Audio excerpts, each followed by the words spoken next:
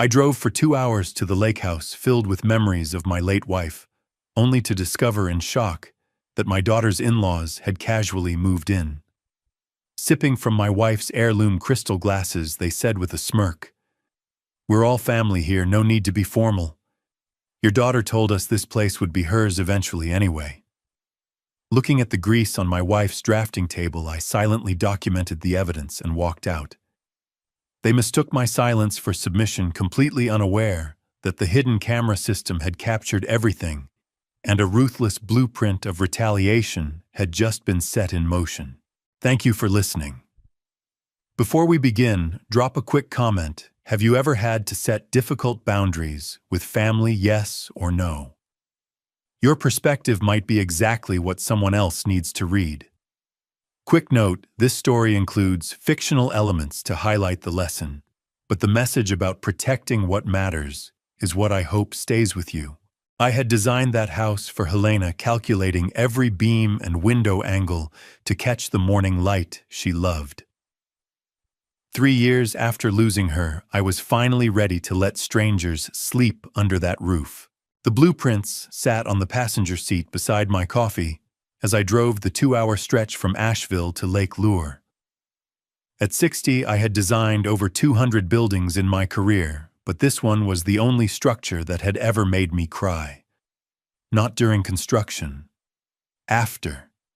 When Helena stood in the study on our first morning there and said the light was perfect, and I realized I had spent 18 months engineering a sunrise just to see her smile, 41 degrees off true east. That was the window angle. I could still recite the load calculations, the foundation depth, the species of oak I had selected for the front door, because it aged the way she said good things should age slowly, beautifully, with character. Helena had died 3 years ago in a hospital room, while I held her hand, and somewhere in that room my capacity for self-betrayal had died with her.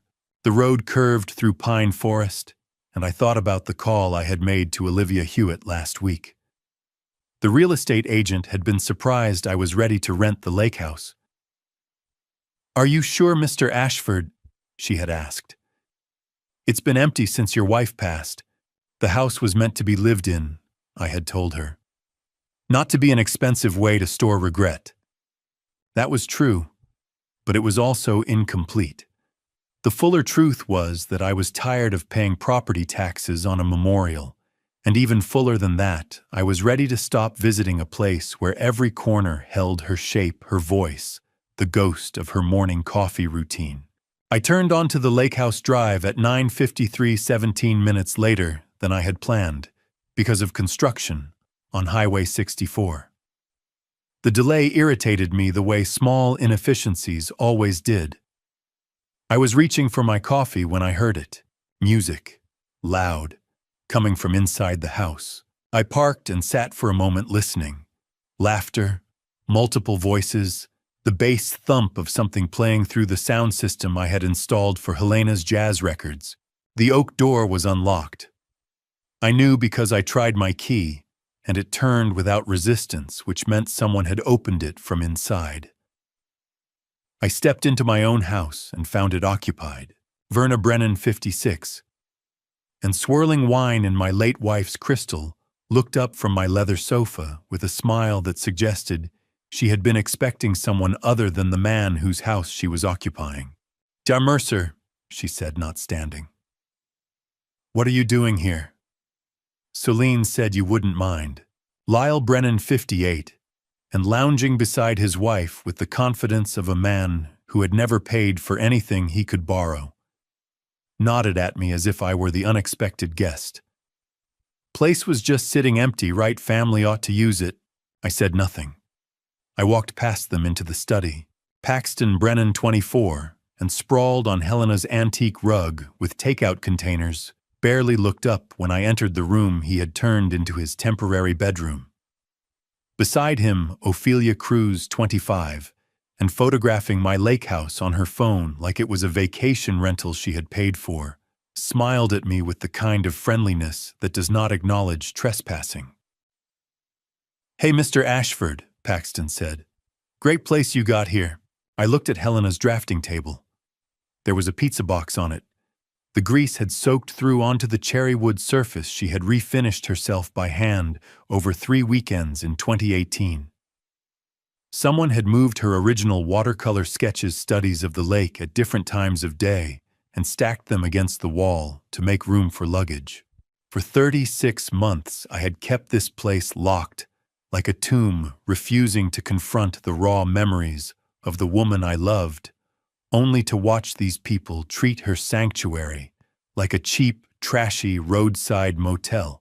Not strangers, family, Celine's in-laws, my daughter's husband's parents and brother. I noticed the shoes on the floor. No one had taken them off. There were scuff marks on the bamboo I had sourced from a sustainable forest in Oregon, because Helena said a house on water should be built with materials that understood growth and renewal. Then I saw it. The small black lens in the corner of the study mounted behind the bookshelf. 6 months ago, I had installed that camera system to protect the architectural drawings. Now it had captured something far more valuable. "Shucks, we didn't think you'd mind," Verna said, following me into the study with her wine glass.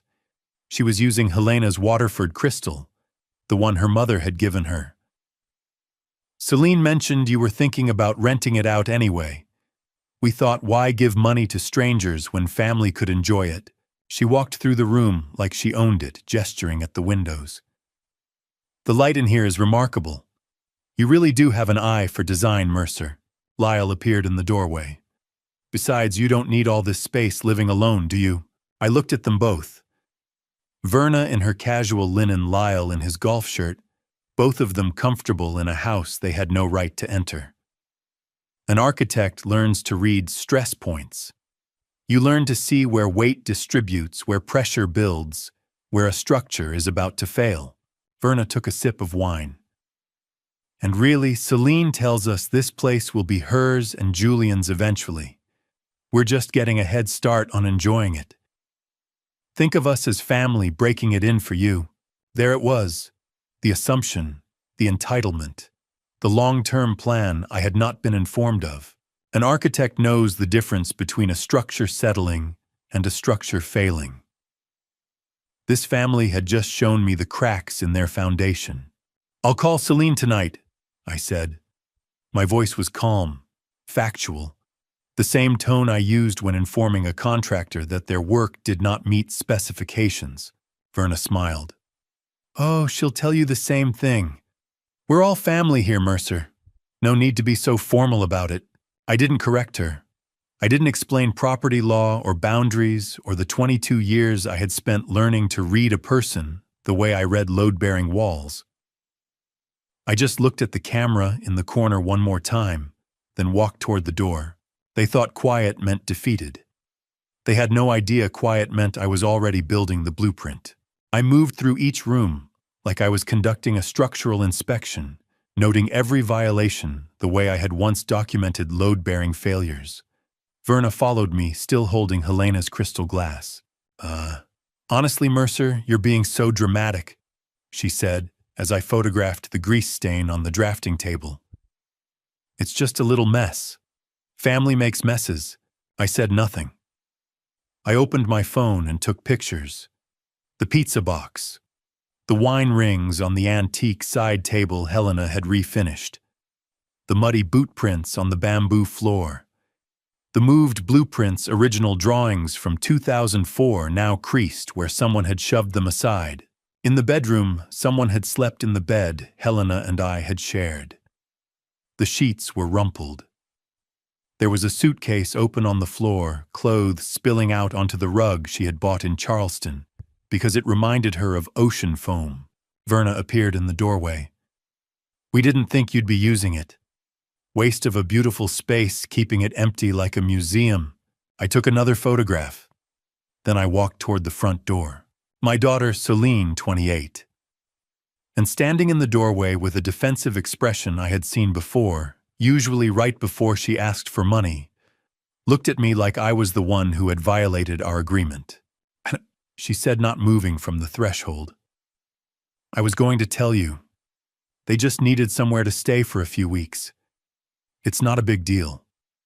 I looked at her face and saw Helena's eyes, Helena's cheekbones, Helena's hands gesturing the way they did when she was trying to convince me something reckless was actually reasonable. For 3 years, I had avoided looking too long at Celine because the resemblance was a wound that would not close. "I'll call you tonight, Celine," I said. Her expression shifted. "Dad, don't be like this. They're family. Your family, too. Move, please." She stepped aside. Behind me, Verna called out from the living room. "Mercer, at least take the trash out on your way." I walked to my car without looking back. The oak door closed behind me, not slammed, just closed, and I heard Celine say something to her mother-in-law that I did not try to hear. The drive from Lake Lure to Asheville takes 2 hours if you follow the speed limit, which I always did. Celine called at 10:37. I let it ring. She called again at 11:15. The phone buzzed in the cup holder, and I watched the road. An architect learns early you cannot repair a structure built on a faulty foundation. You can only document the damage and start over with better materials. The third call came at 11:52. I thought about answering. I thought about asking my daughter when she had decided that my property was hers to distribute, that my grief was hers to manage, that my life was hers to organize around her in-laws' convenience. I let it ring. My daughter had given away something that was not hers to give. She had taken people into a house I built for her mother and let them treat it like a vacation rental. She had done this knowing I would find out, which meant she had done it believing I would accept it. Helena would have known what to say. I only knew what to do. I reached Asheville at 12:40. My townhome was quiet and orderly and mine. No one's shoes on my floor. No one's grease on my furniture. No one's wine in my dead wife's crystal. I made tea. Earl Grey, no milk the way I had drunk it for 40 years. I carried it to my desk in the study where the blueprints and legal documents lived in labeled folders, where everything had a place and stayed in its place. I sat down and opened my phone. George Callahan had been my attorney and closest friend for 22 years, and when I said the words on that phone call, he knew exactly which file to open. "George," I said when he answered. "It's time." There was a pause. Not confusion, recognition. "The Lake House file," he said. "I'll pull it now." "You're certain?" "I'm certain." I heard papers moving in the background. George kept physical files for the sensitive cases, the ones that involved family and money, and the intersection where both became dangerous. 22 years we had worked together, Helena's estate, the patent filings, the trust structures I had built when the kids were young, and I still believed proximity meant loyalty. "What happened?" George asked. They were in the house, Verna Lyle the son, Paxton, his girlfriend, pizza on Helena's drafting table. Celine gave them keys. Another pause. "Celine knew you were planning to rent it." "She knew." "All right," George said. I heard a filing cabinet open, heard him flip through folders. "I have it. Lake House Protection Protocol. Jesus Mercer. I called this the most elegant piece of protective engineering I've ever written. I had hoped you'd never need to use it. So did I. Do you want me to walk you through the sequence? Or do you remember?" "I remember, but tell me anyway." George's voice shifted into the calm, precise tone he used when explaining legal architecture. "First action, formal trespass notice to all occupants, 24-hour vacate order, certified mail and email. Second action, property access revocation, all keys and codes changed within 48 hours. Third action, we activate the surveillance documentation clause. Everything the cameras recorded becomes evidence in the civil case if they contest." "They won't contest," I said. "Verna thinks I'm being dramatic. Lyle thinks I'll let it go because they're family. Will you let it go?" I looked at the photograph on my desk. Helena in the lake house study, standing at the window I had angled for her morning light on her face exactly the way I had calculated it. "No," I said. "Then I'll draft the notices tonight. You'll have them by tomorrow morning." "Mercer," he paused. "This is the right thing. You know that." "I know." George confirmed he was opening the file, the one with the particular legal architecture we had designed 6 months ago, when I first sensed Celine was planning something. He had called it elegant protective engineering. I had just called it insurance. Either way, by the time I hung up that phone, the first 3 moves were already in motion. George's voice came through the phone with the particular precision he reserved for explaining legal architecture I had designed but never hoped to use. "The lake house notices are drafted, but we should talk about the broader structure, the joint account." I leaned back in my chair. Outside my study window, autumn light was fading over Asheville. "Go ahead."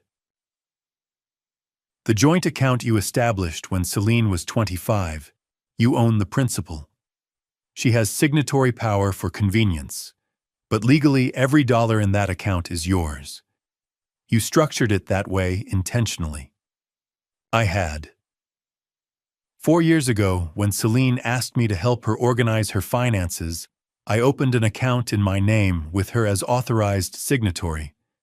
She could write checks, transfer funds, manage the money, but the ownership never transferred. At the time, I told myself it was simpler for tax purposes. That was a lie. I had built it as protection. "How fast can we move it?" I asked. "Single authorization. I can have the transfer executed before the banks close today." He paused. "There's $60,000 in that account. If you pull it, Celine will know immediately." "Is that what you want?" I thought about the lake house, the pizza grease, the wine in Helena's crystal. My daughter standing in the doorway saying it was not a big deal. "Yes," I said. George was quiet for 3 seconds. Then, "Walk me through what you're thinking." Strike 1, withdraw the entire balance to my private account.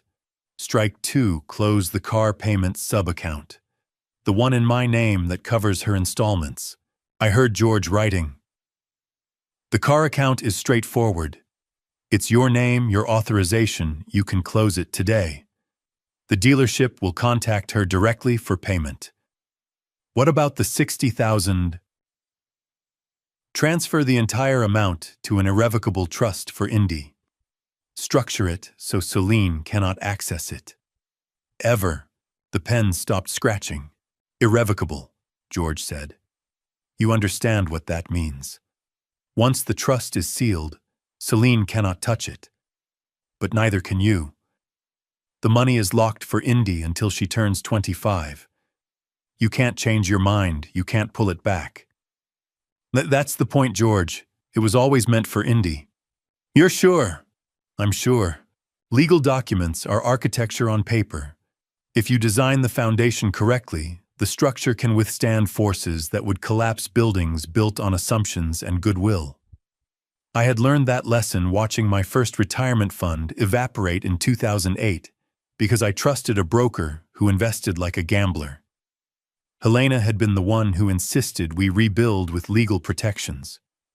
Trusts, structures, foundations that could not be dismantled by other people's bad decisions. She had been right then. She would be right now.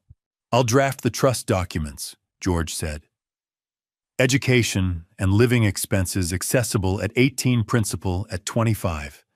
Standard protective language. It'll be bulletproof." How long?"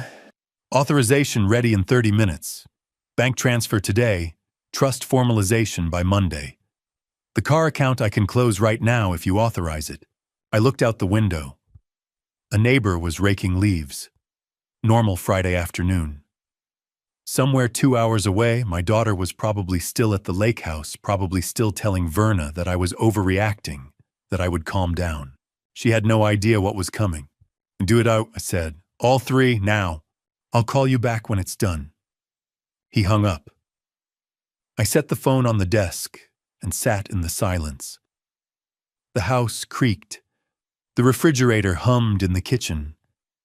Helena's antique clock ticked on the shelf, the one from her grandmother, the one she had wound every Sunday morning. I poured whiskey into a glass but did not drink it, just held it. The weight felt right. 26 minutes later, George called back. It's done. All three. The $60,000 is in transit to the trust account. I'll have the irrevocable trust documents finalized Monday, but the money is already moved and earmarked. The car account is closed as of 14:43. The dealership will receive notification Tuesday morning. They'll contact Celine directly. And the lake house notices, I'll send those tonight. Certified mail and email. 24-hour vacate order. Verna and Lyle will have them by tomorrow morning. I took a sip of the whiskey. It burned in the exact way I needed it to burn. Thank you, George. Mercer. His voice shifted, became less attorney and more friend. What you're doing, it's the right thing. But it's going to hurt. You know that. I know. So she's going to call you. Probably Sunday, maybe sooner. She's going to be angry. I know. And you're ready for that. I looked at the photograph on my desk. Helena, 26 years old, holding infant Celine. Both of them looking at the camera, both of them smiling.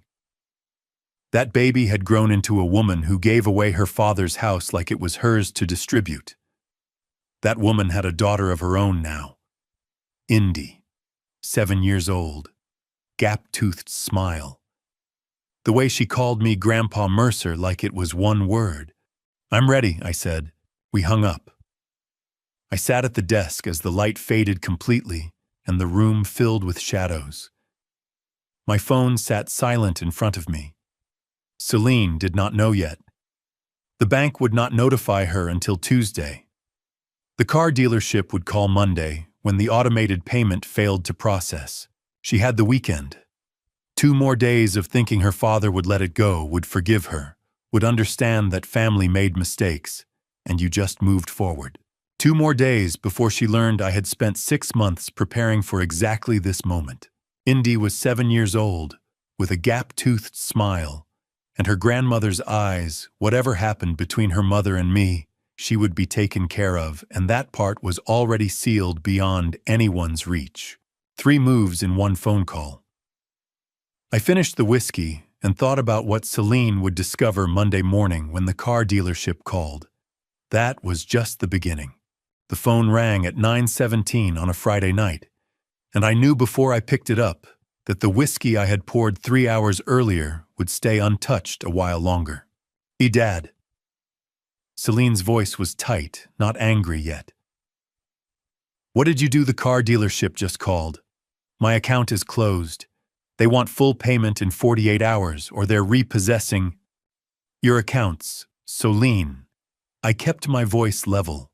Which accounts of yours were those exactly? Silence. Then, Dad, don't do this. The closing on our house is in 10 days. If something goes wrong with the down payment, get some sleep, I said. We'll talk tomorrow? I hung up. The phone rang again immediately. I let it ring.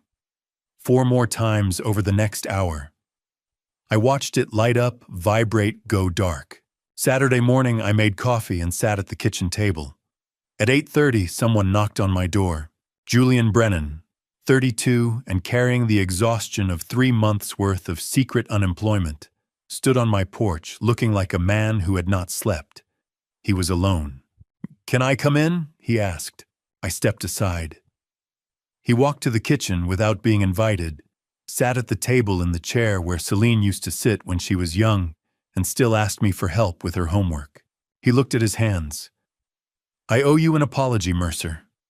I knew about the plan to go to the lake house. I should have told you. I poured coffee into 2 mugs, set one in front of him, said nothing. I need to tell you something else, he said. Something Celine doesn't know. I sat down across from him, waited. He wrapped both hands around the mug like he was cold. I lost my job 3 months ago. Sales manager position. They downsized, eliminated my role. Severance ran out 6 weeks ago. I took a sip of coffee, still said nothing. Ma, Celine doesn't know. I've been telling her I'm going to work. I sit in the library. I apply for jobs. I come home at the normal time. She thinks everything is fine.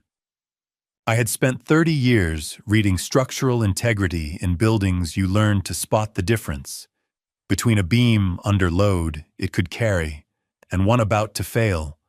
And Julian Brennan sitting at my kitchen table looked like a man who had been carrying too much weight for too long. "Why are you telling me this?" I asked. He looked up, met my eyes.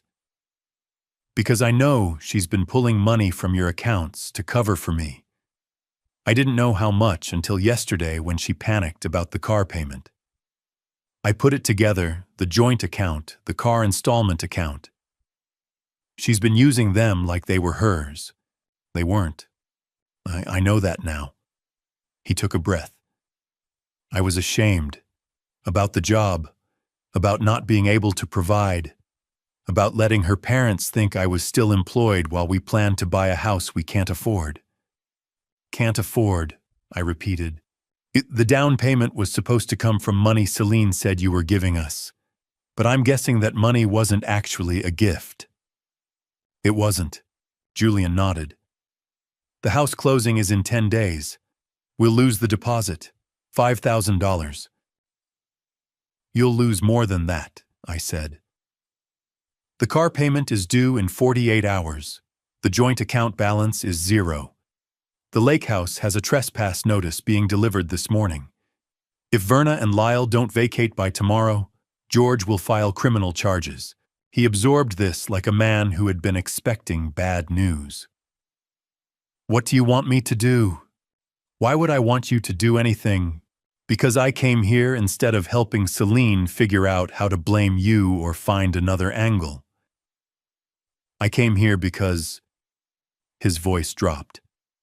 "Because you have a 7-year-old granddaughter who doesn't deserve to grow up watching her parents lie to everyone, including each other." Indy, 7 years old with her grandmother's eyes. The trust I had sealed yesterday held her future safe from whatever collapse was coming. But Julian didn't know that. He just knew his daughter deserved better than parents who built their life on borrowed money and borrowed time. And for the first time since opening that lake house door, someone in this family besides me was willing to say it out loud. I refilled his coffee. "Tell me everything Celine has said about the lake house, about the accounts, about what she thinks I'll do." Julian talked for 40 minutes. I listened, took notes. He told me about Verna's suggestion to use the lake house, about Celine's certainty that I wouldn't care about the house they were buying based on money Celine claimed I had promised, but Julian had never heard me promise. He told me about the joint account, how Celine had been transferring funds to cover their mortgage application inspections deposit. How she had laughed when he worried, said her father was rich and wouldn't even notice. He told me everything. When he finished, he looked exhausted and relieved. "What happens now?" he asked. I looked at him for a long moment. "Some alliances you plan for months. Others walk through your door on a Saturday morning when you least expect them. Now you go home. You don't tell Celine you came here. You act like nothing has changed. And when things start to fall apart, and they will, you remember that Indy needs at least one parent who tells the truth." He nodded, stood, walked to the door. "Julian," I said. He turned. "Thank you for coming." He left. I sat at the kitchen table and thought about what he had given me. Not just information, confirmation. Celine had been planning this for months. The lake house was never spontaneous. It was part of a larger pattern. And now I had an inside witness. After Julian left, I spent Saturday afternoon making phone calls that would turn a house into an unlivable shell by Monday morning. The electric company first. "I need to discontinue service at 847 Lakeshore Drive, Lake Lure. Effective when Monday, October 21st. Main or zone. To confirm, you want all electrical service discontinued effective Monday morning." "Correct. Water company, gas company, internet provider." Each call took 8 minutes. Each representative asked if I was sure. Each time I said I was sure. By 4 o'clock, the lake house would be dark and dry and cold come Monday dawn. I opened my laptop and logged into the security camera system. The cameras recorded continuously stored footage for 30 days. I scrolled back to Friday night, started at 8 p.m., watched at double speed. Verna and Lyle on the sofa. Paxton and Ophelia in the kitchen. Normal trespassing. Expected violations. Then, at 11:03 p.m., Paxton and Ophelia entered the study. He looked around, pointed at something on the wall. The camera angle caught it clearly, Helena's painting. The commemorative watercolor she had given me on our first wedding anniversary. The coast where I'd proposed. 26 years it had hung in my study. I watched Paxton lift it off the wall, watched Ophelia hold the door, watched them carry it through the house and out to their car. 11 to 14 p.m., they loaded it into the trunk. I saved the clip, sent it to my phone, called George. "I need you to pull the insurance registration for the commemorative painting," I said. The watercolor. Helena's anniversary gift. The coastal scene. George knew the inventory. He'd helped me catalog everything after Helena died. "You think something happened to it?" Paxton Brennan took it off the wall Friday night at 11 p.m. "I have footage." Silence. Then, "That's not trespassing anymore, Mercer. That's theft. Every piece in your collection has a serial number registered in your name. If he's taken it anywhere, pawn shop, consignment, online marketplace, we can track it." "Good," I said. I hung up. Sat at my desk. That painting, Helena had given it to me wrapped in brown paper, laughing because she said architects didn't appreciate art, but she was going to teach me. 26 years. And Paxton Brennan had decided it was his to take at 11 o'clock on a Friday night. Sunday afternoon, someone knocked on my door. Celine stood on my porch, looking different from Friday. No panic, no aggression. She wore the expression she used to wear in high school when she'd done something wrong and needed to explain it before I found out from someone else. "Can we talk?" she asked. I let her in. She sat on the sofa. I stayed by the window where the African violets sat on the sill in their ceramic pots. Helena had kept them there. I watered them on Sundays the way she had. Hatton. Celine said, "Julian's parents are in real trouble. His father lost everything. They just need somewhere to stay temporarily. A few weeks until they figure things out." I poured water into the first pot. The soil was dry. "How long have Lyle and Verna Brennan been living beyond their means, Celine?" She blinked. "That's not Dad, their family. They're in crisis." "That wasn't my question." "I don't know. A while. But that doesn't mean we abandon them." I moved to the second violet. "And the house closing. 10 days, you said." 9 now." Her voice was tighter. "If the down payment isn't there, where was that money supposed to come from?" She was quiet. "Celine, where was the down payment supposed to come from?" The joint account," she said finally. "You set it up for me. I thought, you thought it was yours. You gave me signatory power. You said it was for emergencies. A house purchase isn't an emergency." I finished watering the second violet, moved to the third. "It's a planned expenditure requiring planned savings. The account was for unexpected medical bills, car repairs, genuine crises, not down payments on houses you can't afford." I had spent 3 decades teaching young architects that a structure's integrity isn't found in its ability to bend. It's found in knowing exactly where the load-bearing walls are and refusing to compromise them no matter how much pressure the building faces. "Dad, please." She stood up. "I know I should have asked. I know I made mistakes. But Julian's parents need help and we need that house, and I need you to understand." I set down the watering can. turned to face her fully. "You have 9 days to find another solution," I said. "My house and my money are not that solution." She stared at me. "Dad, this isn't like you. You've always been reasonable. We can work something out." "No." One word, flat, final. She searched my face. I could see her looking for something familiar. The father who would eventually soften. The one who valued peace over principle, who would find middle ground, who would compromise to keep the family intact. That man had existed. He had left the hospital at 2 in the morning 3 years ago and driven home alone to a house that still smelled like her, and in the weeks that followed, he had made a decision so quiet, he hadn't even recognized it as a decision.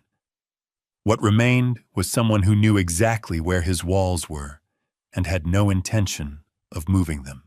Monday morning, I made scrambled eggs the way Helena used to make them, with chives from the windowsill and a patience that comes from knowing exactly what's about to happen. The kitchen smelled like butter and coffee. The newspaper sat folded beside my plate. Outside the window, my neighbor's magnolia was beginning to bloom early this year because of the warm October we'd been having. The eggs were perfect, soft, not runny. Helena had taught me that. Low heat, constant attention, no rushing. I had calculated that the utility company notifications would reach the lake house between 8 and 9 a.m. Automated messages first, then the physical reality of no electricity, no water, no gas. I had calculated that Lyle Brennan would call me within an hour of discovering it. The phone rang at 8:47. I took a sip of coffee first, let it ring twice, then answered. "What the hell did you do, Mercer?" Lyle's voice came through, aggressive and panicked in equal measure. "Everything's been cut off since this morning. We have women inside Verna Ophelia, no power, no water." "Mr. Brennan," I said. My voice was level, calm. "You are occupying private property without permission. What kind of man cuts power on a house with women and children inside?" I set down my fork. "What kind of man occupies a house that isn't his without asking the owner?" Celine said, "Celine doesn't own the property. I do. The utilities are in my name. I have canceled them. You can't just..." He was sputtering now, the aggression breaking into something closer to desperation. "This is illegal. You can't evict people without notice." "I'm not evicting you, Mr. Brennan. I'm simply declining to pay for utilities at a property you're using without a lease, without permission, and without legal standing. You're welcome to arrange your own service. Of course, the utility companies will need proof you have authority to establish accounts at that address." Silence. "You have until Sunday evening to vacate the property," I said. "In architecture school, they teach you that pressure reveals structural integrity. A well-designed building doesn't collapse under load. It simply demonstrates which walls were meant to carry weight and which were decorative." Lyle Brennan's voice had carried plenty of weight when he thought he was dealing with a pushover. Now it was starting to crack. "I'm calling the police," he said. "This is illegal eviction harassment." "Please do," I said. I kept my voice even, helpful almost. "They'll need to see the deed which has my name on it. They'll want to know if you have a lease agreement. You'll need to explain how you gained access to the property. I have security footage from the past 72 hours that might be helpful for their investigation." Another silence, this one longer. "Security footage," he repeated. "Yes. High definition, time-stamped, continuous recording. It documents entry, occupation, and," I paused, "other activities. Would you like me to forward copies to the local sheriff's department? Or would you prefer to show them yourself when you file your complaint?" I heard him breathing, heard something in the background, Verna's voice sharp and questioning. Lyle covered the phone, but I could still hear muffled argument. He came back on the line. We were invited guests. Solane gave us permission. Celine doesn't have authority to grant permission. She doesn't own the property. She doesn't live at the property. She has no legal standing to invite guests to my house. I took another sip of coffee. It was still hot. The property deed is in my name. The utilities were in my name. The insurance is in my name. When the police arrive and I encourage you to call them, they're going to ask you for documentation, a lease, an invitation letter, a rental agreement, anything showing you have permission to be there. Solane doesn't own the house, Mr. Brennan. Can't give permission she doesn't have. Can't create legal rights that don't exist. 3 seconds of silence on a phone line can tell you everything you need to know about whether a man is holding cards or bluffing with an empty hand. Lyle was bluffing. We're consulting with an attorney, he said finally. His voice had lost the aggression. Now it was just tired, defensive. About our rights as invited. I hung up, set the phone face down on the table, picked up my fork. The eggs were slightly cold now, but still good. The chives still fresh. Helena had planted them in this windowsill box 14 years ago, kept them trimmed and healthy through every season. I'd learned to keep them alive after she died. Small things. Manageable things. Outside, the magnolia was definitely blooming early. The first white petals were opening at the tips of the branches.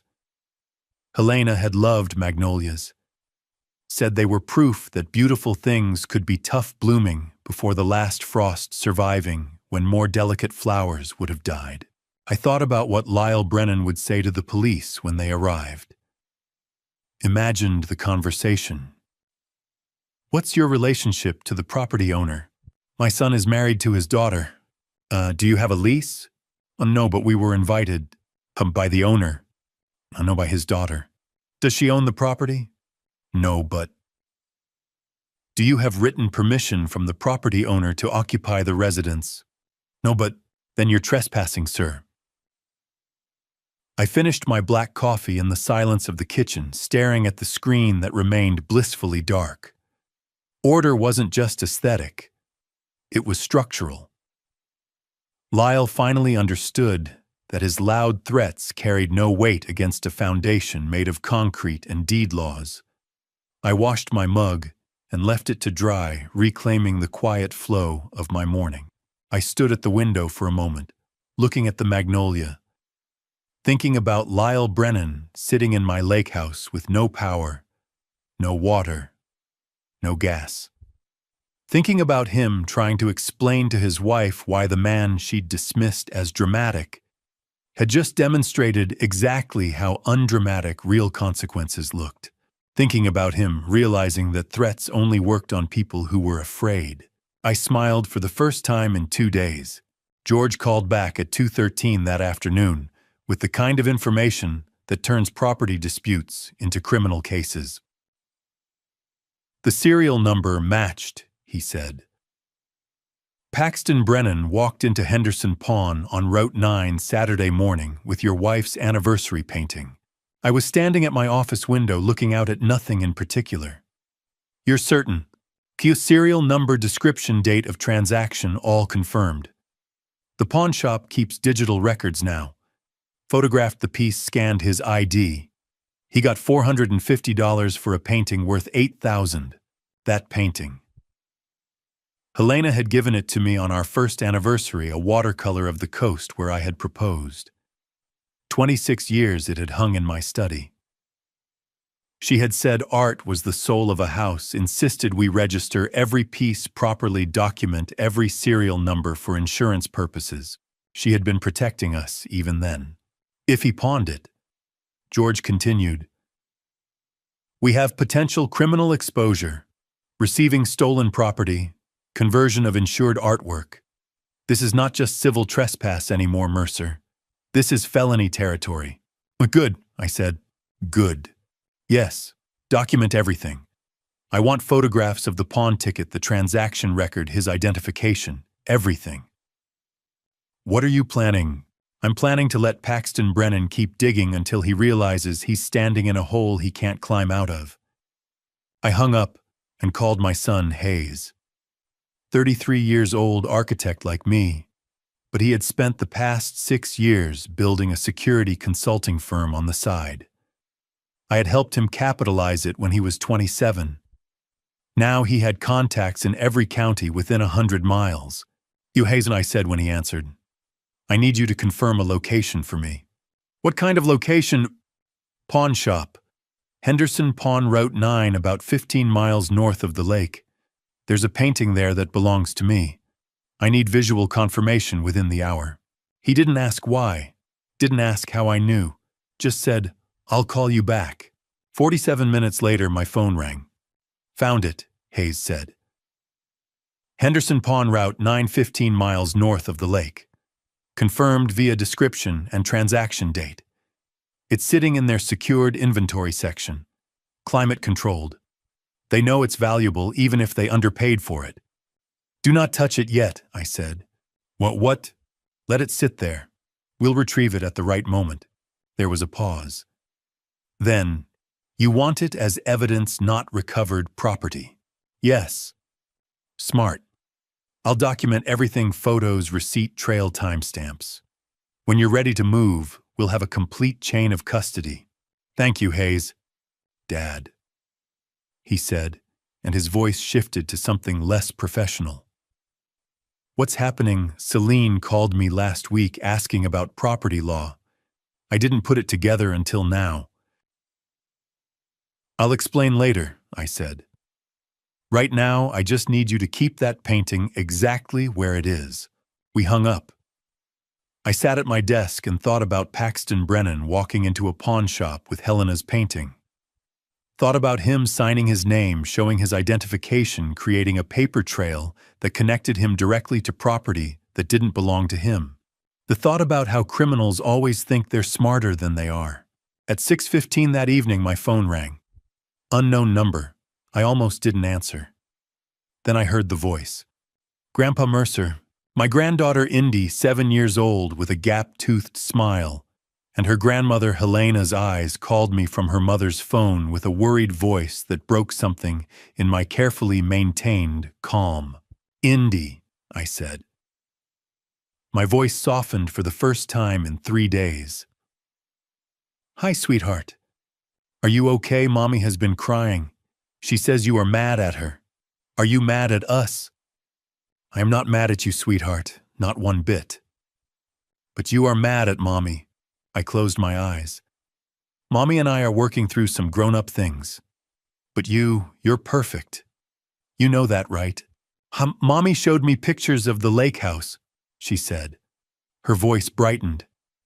"It's so pretty. She showed me my bedroom on her phone. The big one with the window to the water. She says it's going to be mine someday." "Is that true?" I went very still. "No, she showed you your bedroom." "Yes, the one with the big window.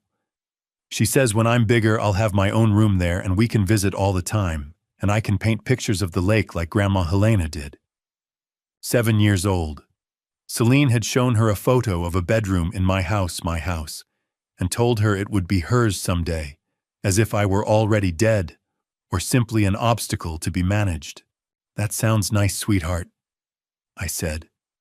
My voice was steady, calm. "We'll talk about it when you're bigger, okay?" "Okay. I love you, Grandpa Mercer." "I love you too, Indy, so much." She hung up. I sat very still for a long time. Then I went to my desk and opened the notebook where I had been documenting everything. The timeline, the evidence, the legal strategy. I added 3 items to the list. 1. Formal trust documentation to be delivered to Celine, proof that Indy's future is protected, but not at Celine's discretion. 2.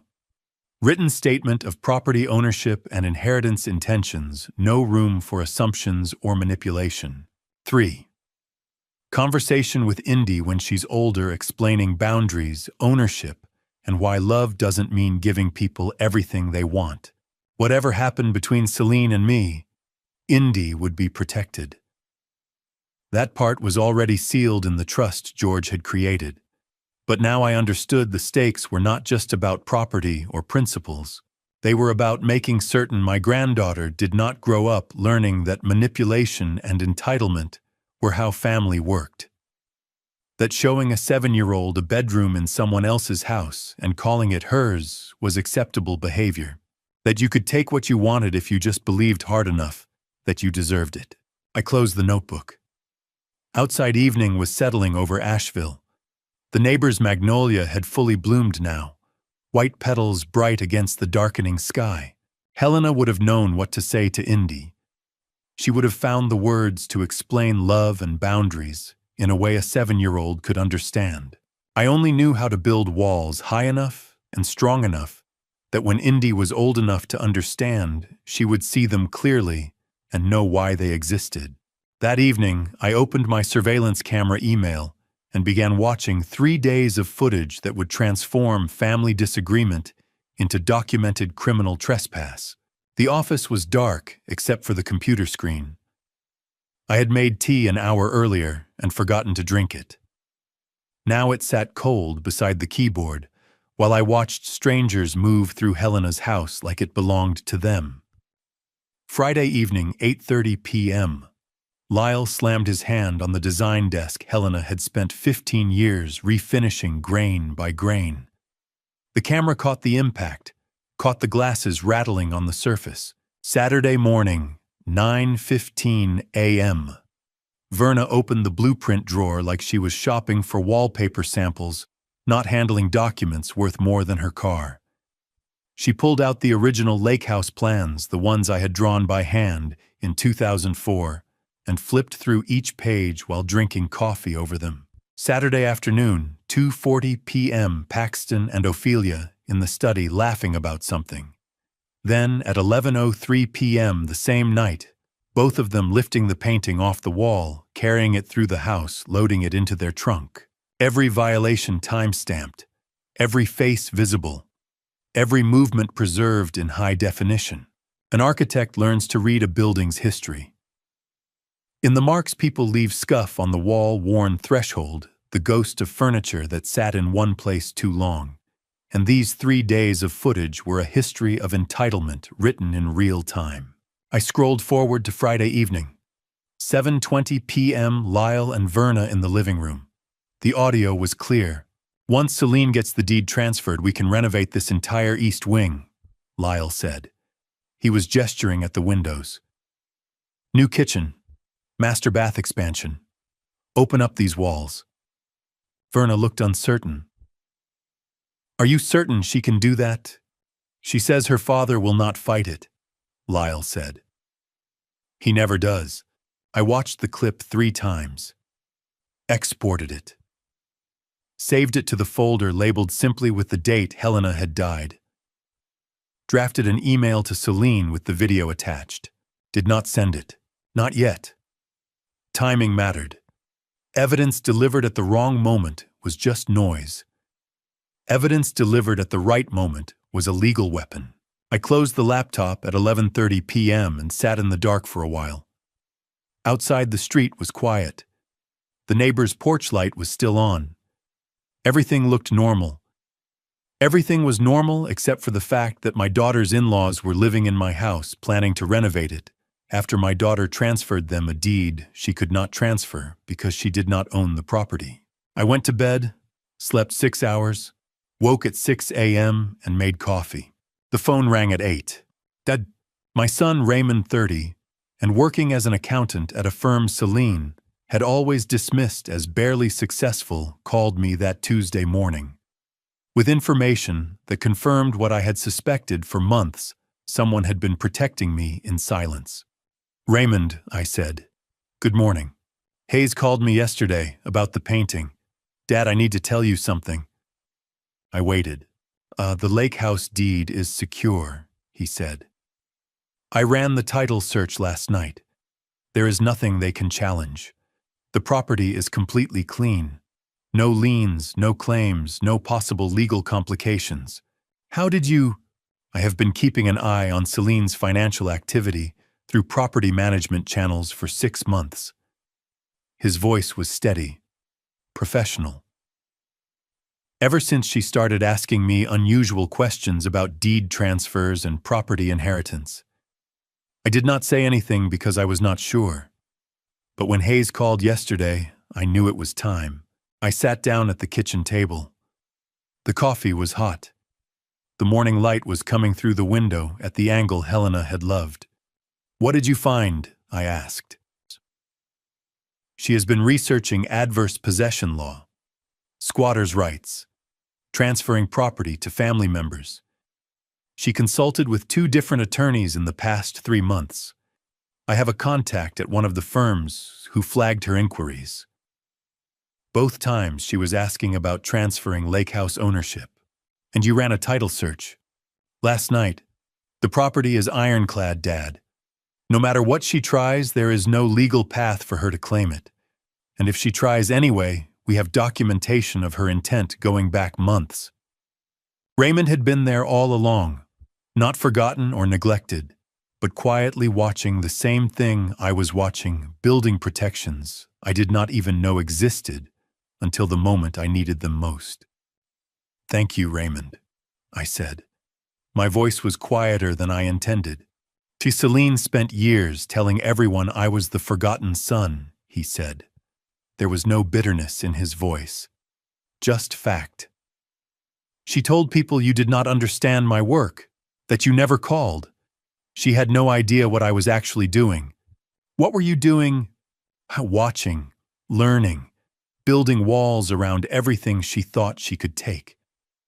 He paused. "You taught me that. You never said it directly.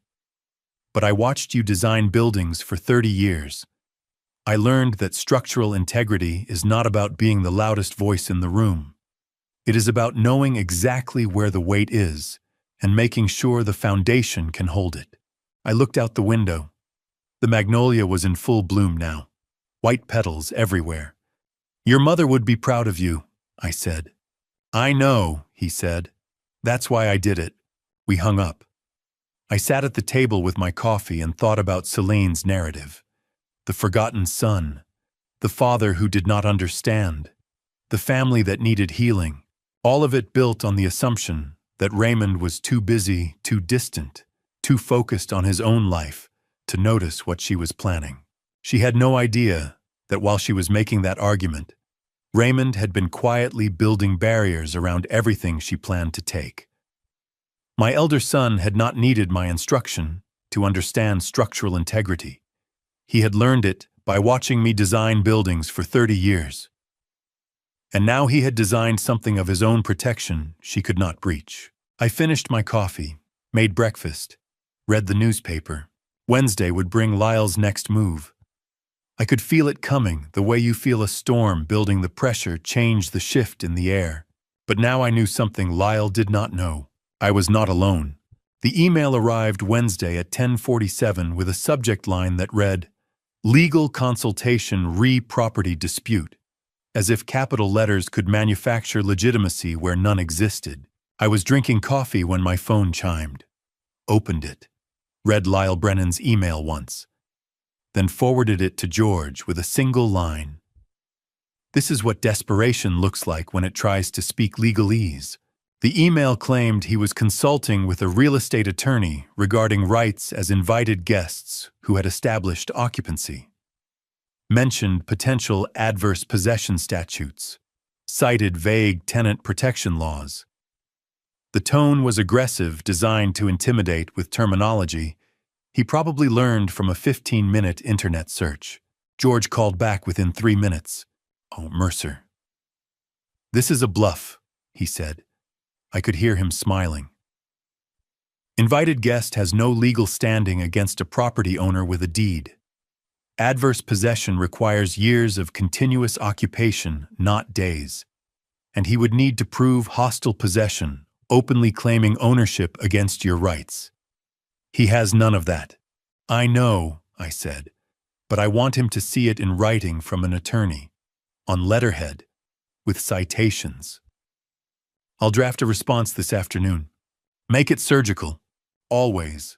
Legal threats are like architectural drawings, only worth the foundation they sit on, and Lyle Brennan was trying to build a skyscraper on sand with a crayon sketch. George sent me the draft at 2:30. I read it twice. It was perfect. Official law firm letterhead. Specific state property code citations. A paragraph explaining that invited guest status if it existed, which it did not terminated the moment the property owner revoked permission. Another paragraph noting that adverse possession in North Carolina requires 20 years of continuous hostile open occupation, a timeline that would make their claim impossible by any legal standard. A third paragraph, observing that security footage documented unauthorized entry and continued occupation after verbal notice to vacate. Then the surgical cut. Furthermore, George had written, "Our client notes that law enforcement contact was suggested by your party during the telephone conversation of October 21st. We welcome that contact and will provide full documentation, including property deed, security camera footage, and correspondence. We request that you provide documentation of any claimed rights or permissions by close of business Friday, October 25th. I called him. The part about providing documentation, it will expose he has none, George said. It's a legal checkmate disguised as a question. He cannot provide what does not exist, and the request itself forces him to either admit he has no standing or commit to a lie in writing that becomes evidence. Send it. Certified email with red receipt. Yes. George sent it at 3:15. The read receipt came back at 4:32. No response followed. That silence was my answer. Thursday morning, I was making breakfast when Hayes sent an email with video attachment and a subject line. Your surveillance caught something. I opened it on my laptop at the kitchen table. The footage was from Wednesday afternoon. Verna Brennan moving through the lake house study and living room photographing every piece. Not casual photos, systematic catalog. The 19th century architectural drawings Helena had bought at an estate sale in Raleigh. The Tiffany lamps from an auction in Charleston. The antique walnut chairs she had refinished by hand in our garage over 3 weekends. Verna held up her phone to each item, moved to the next, photographed it from multiple angles. Then I saw her make a phone call holding the phone camera up to one of the lamps while she talked. Remote appraisal. She was getting someone to evaluate them. Helena had spent 15 years collecting those pieces not for their value, though some were worth thousands, but because she said old things carried memory in their grain, in their glaze, in the patina of being handled by careful hands. And Verna Brennan was photographing them with the eyes of someone calculating replacement cost. I called George. Would we have a problem? I said. What kind? Verna is photographing every antique in the house, systematically, making phone calls while doing it. I think she's getting remote appraisals. For a civil claim or to sell them, George said immediately. Either way, we need complete inventory documented. Do you have the insurance list? Yes. Everything is registered and photographed. Helena insisted on it. Send it to me. I'm adding a paragraph to the eviction notice requesting written confirmation that no items have been moved, sold, or damaged beyond the already documented painting. If anything else is missing when they vacate, we have grounds for criminal conversion charges in addition to theft. I sent him the inventory. 43 items. Each one with insurance registration number, photograph, appraised value, and purchase documentation. George called back an hour later. The revised notice is ready. It lists every registered item by name and serial number. Requests written confirmation of their location and condition, and notes that any discrepancies will be reported to law enforcement as criminal conversion of property. Send it, I said. Already done. They'll have it by end of business today. I sat at my desk and watched the footage again. Verna's face was calm, focused. She moved through the house like someone taking inventory before an estate sale.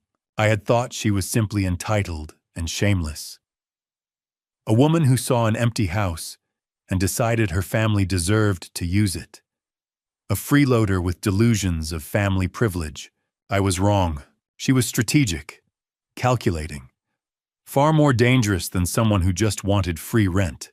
She was someone who walked into a house that did not belong to her and saw assets, saw value, saw things that could be claimed or converted or liquidated. The painting was not opportunistic theft by a 24-year-old who needed cash. It was part of a pattern, a test run. If Paxton could walk out with one piece and pawn it without consequence, what else could walk out that door? I called Hayes. I need you to add the antiques to your documentation, I said. Time-stamped photos of everything in place. Today, if possible.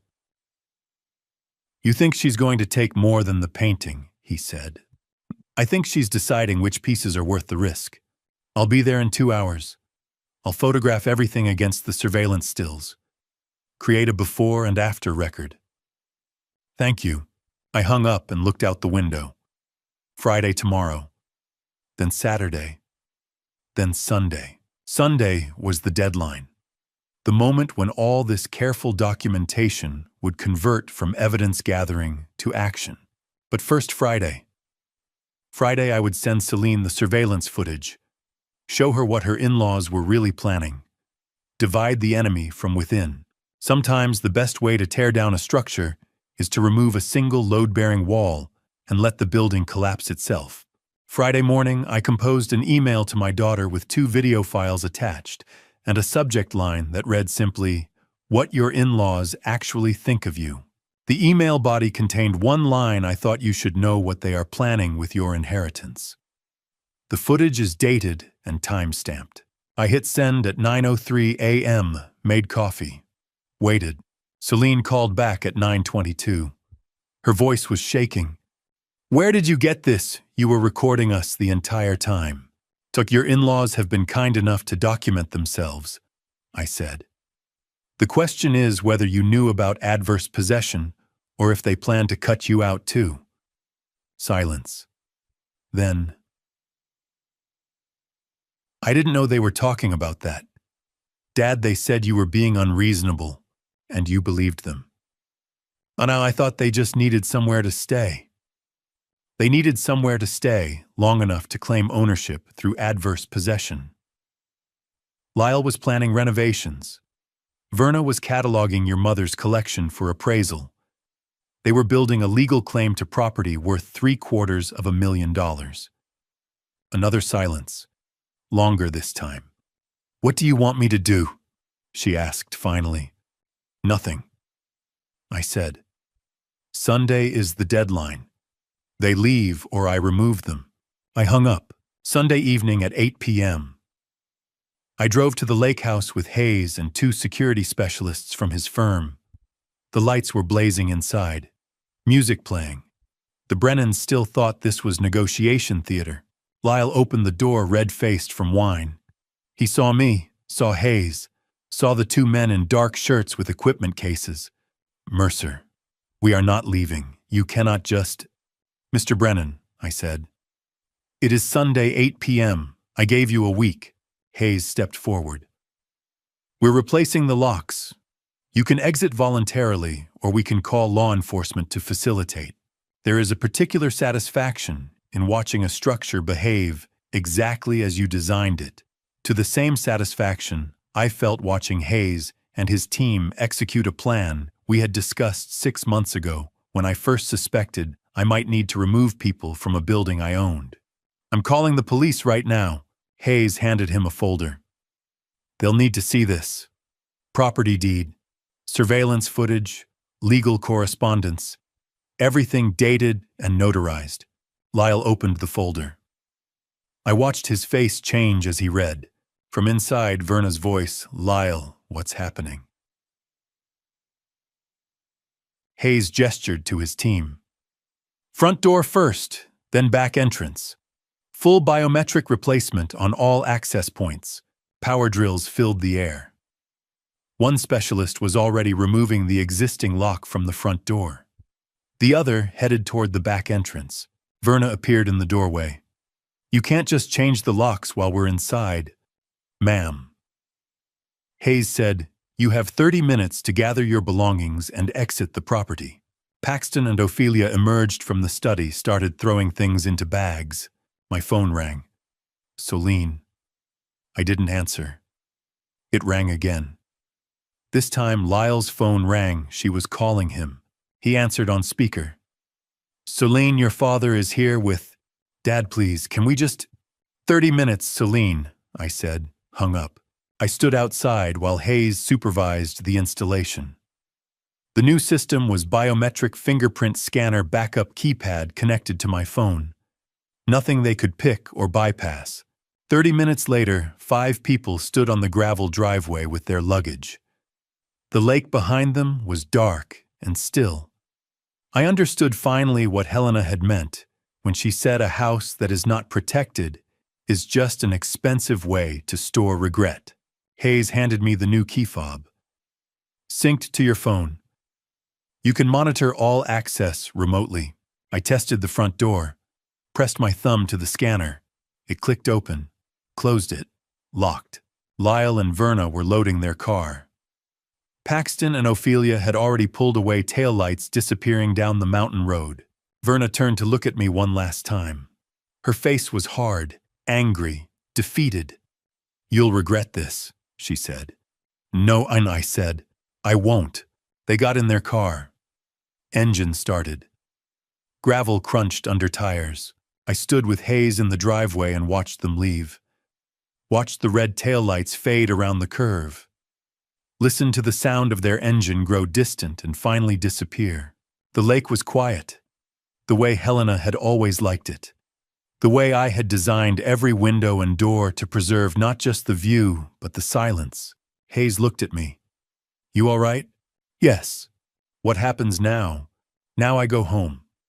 Tomorrow Olivia comes with the management contract. We find tenants who will care for this place." He nodded. "And Solene has 9 days until her house closing collapses. She'll call when she's ready to face what comes next." We walked back to our cars. I took one last look at the lake house lights off, now porch dark, the building settling back into itself. I got in my car and drove home. Through my rearview mirror, I watched the lake house disappear behind trees. By the time I reached Asheville, it was past 10. I pulled into my driveway, sat in the dark for a moment. Thought about Celine standing somewhere tonight, realizing her house closing was going to fail. Her car payment was overdue. Her in-laws had used her. Her father had spent 2 weeks building walls she couldn't breach.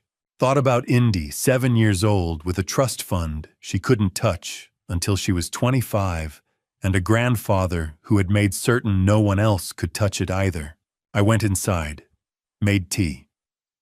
Sat in my study where Helena's violets still bloomed on the windowsill. The house was quiet. The night was quiet. And for the first time in 2 weeks, I felt something close to peace.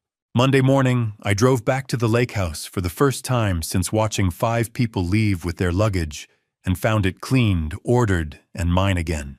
Olivia met me at the door. A professional cleaning crew had worked through Sunday night. The floors gleamed. The windows were spotless. Every surface where Verna and Lyle had left their marks had been restored. "The couple from Atlanta," Olivia said as we walked through the house. "They teach high school and do nature photography. They asked specifically if they could maintain the iris garden by the water." I stopped walking. "Helena's garden?" "Yes." They saw photos in the listing. The wife said the irises reminded her of something her grandmother used to grow, and they wanted permission to care for them properly. We stood in the study where Helena had spent mornings reading by the window I had angled for her, where Paxton had lifted her painting off the wall at 11 p.m. on a Friday night, where Verna had photographed every antique like she was cataloging inventory. Now it was clean, empty, waiting for people who would respect what they had been given. Olivia looked around the room. Whoever designed this space understood light. Every room feels like it was meant for the time of day you would use it most. The architect did, I said. She smiled slightly. Understanding passed between us without words. We signed the 12-month property management contract at the kitchen table.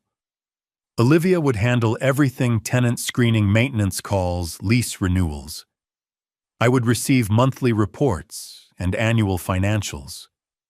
The lake house would be lived in, cared for, honored. I had built that house to be lived in, not to be a museum to grief. Helena would have agreed.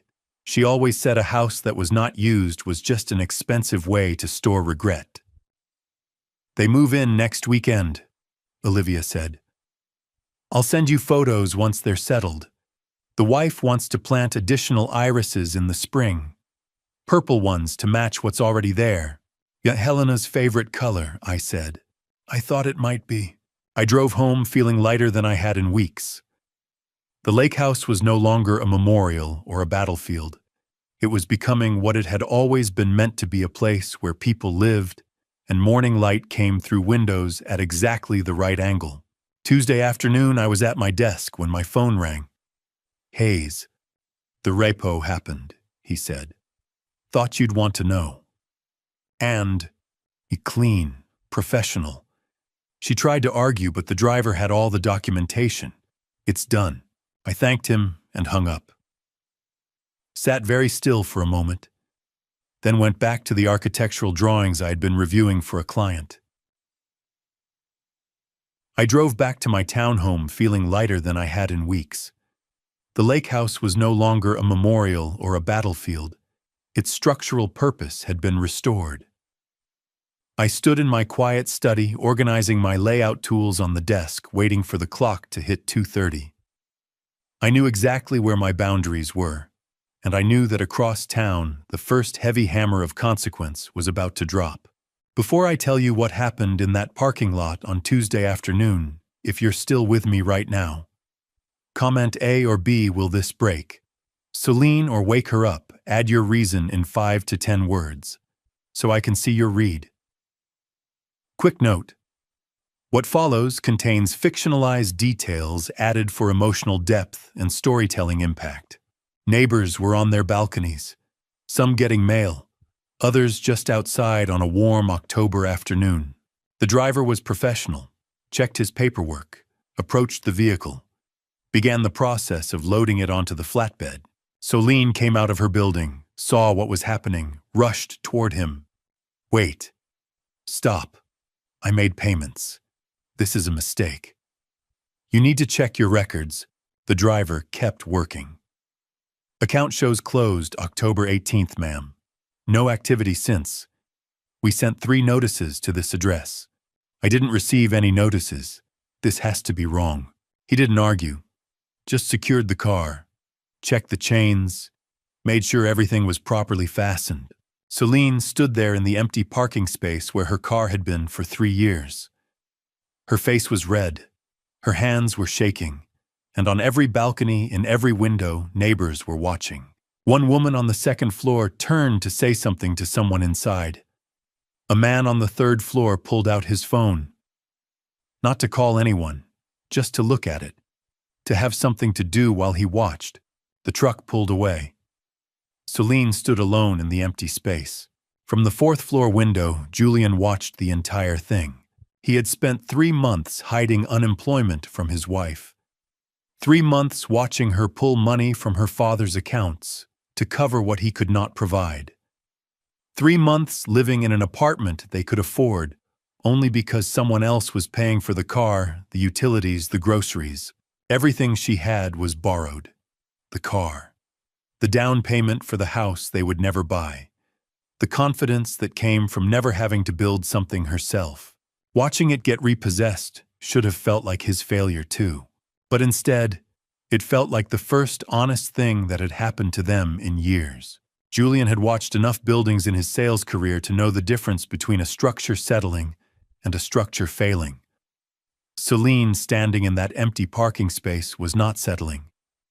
It was the moment before collapse, and instead of panic, he felt something unexpected wash through him.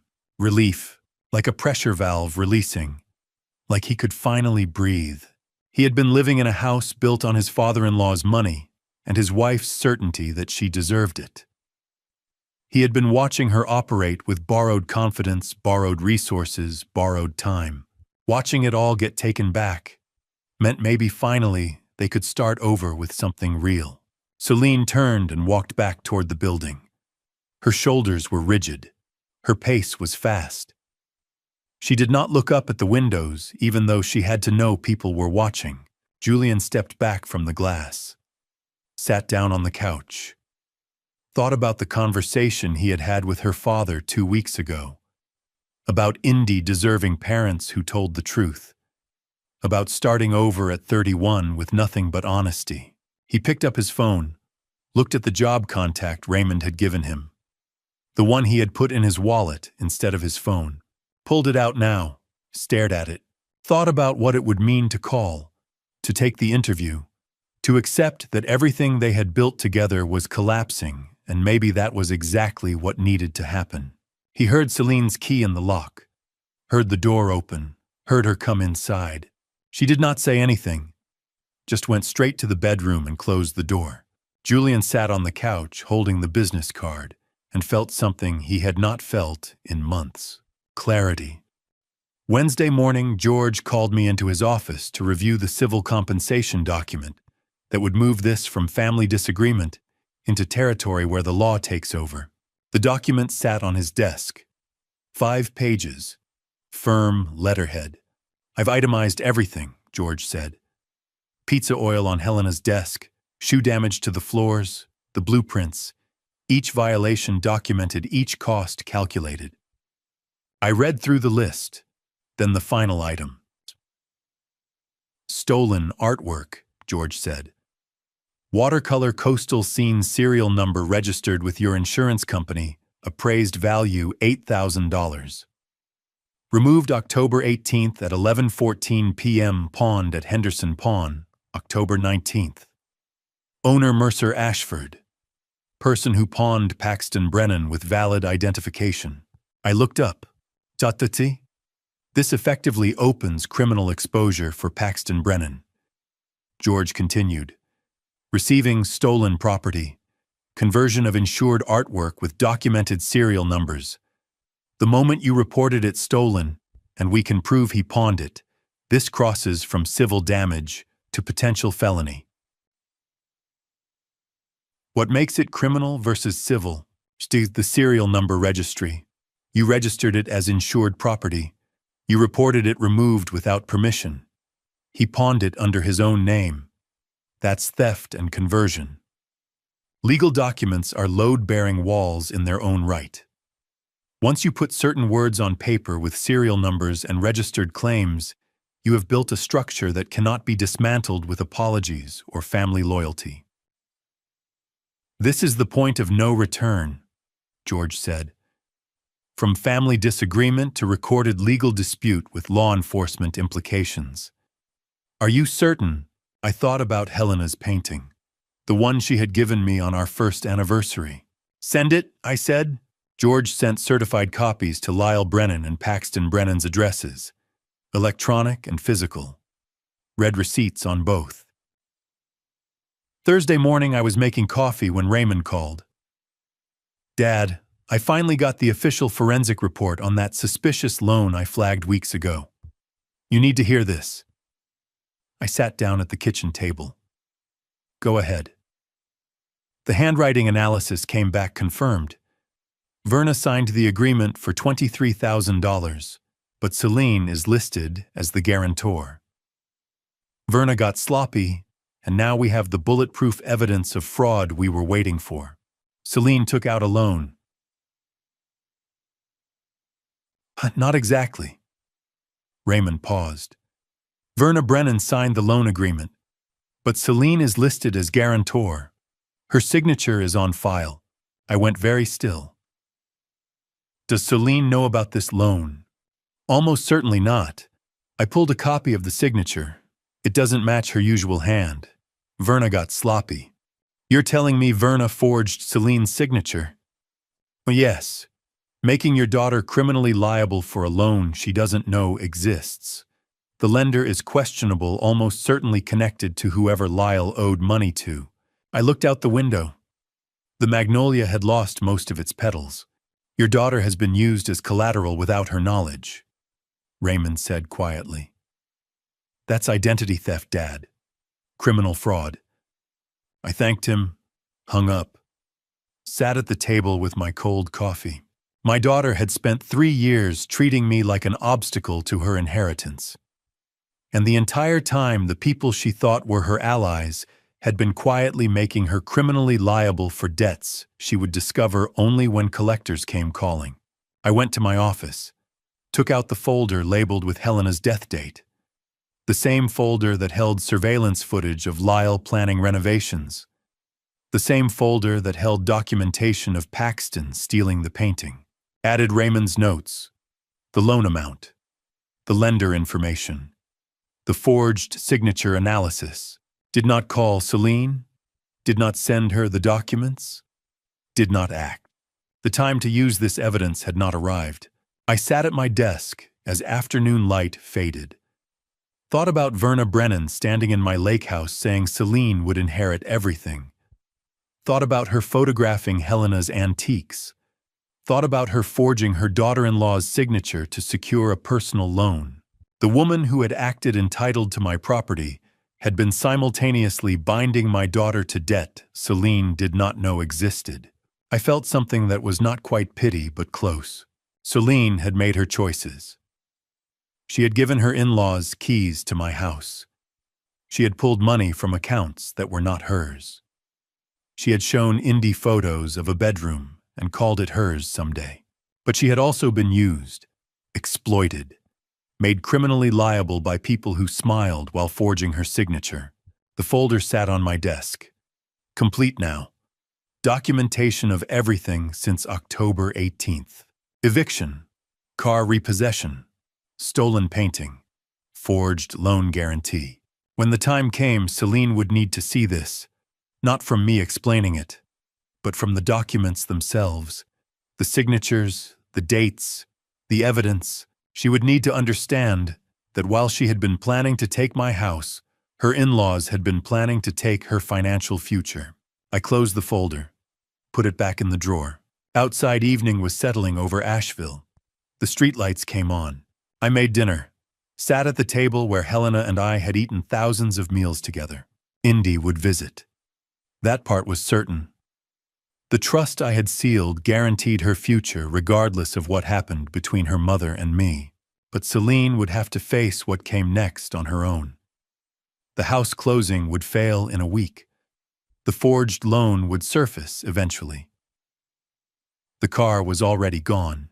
And when she was ready, when everything had collapsed enough that she could finally see clearly, I would show her the folder. Not to punish her, not to prove I was right, to show her exactly who had been standing beside her and what they had been doing while she was not looking. I washed my plate, dried it, put it away. Helena's violets still bloomed on the windowsill. I checked their soil, still moist. The house was quiet. The night was quiet.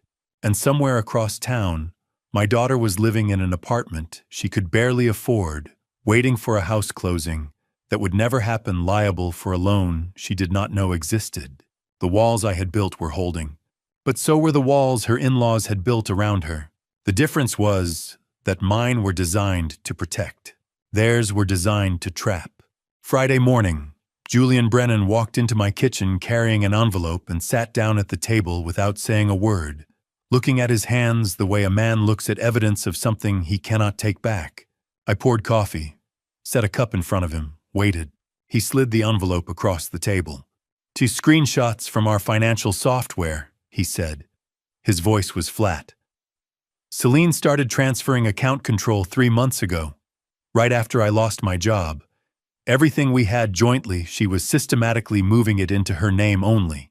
I opened the envelope, printed pages, account transfers, date stamps, a methodical plan executed over 12 weeks. "Why are you showing me this, Julian?"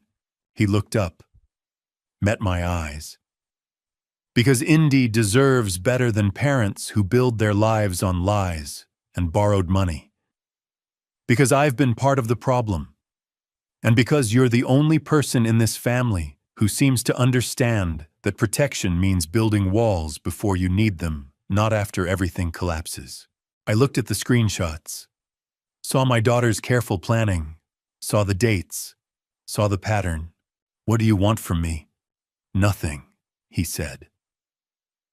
"I'm not asking for mercy or money.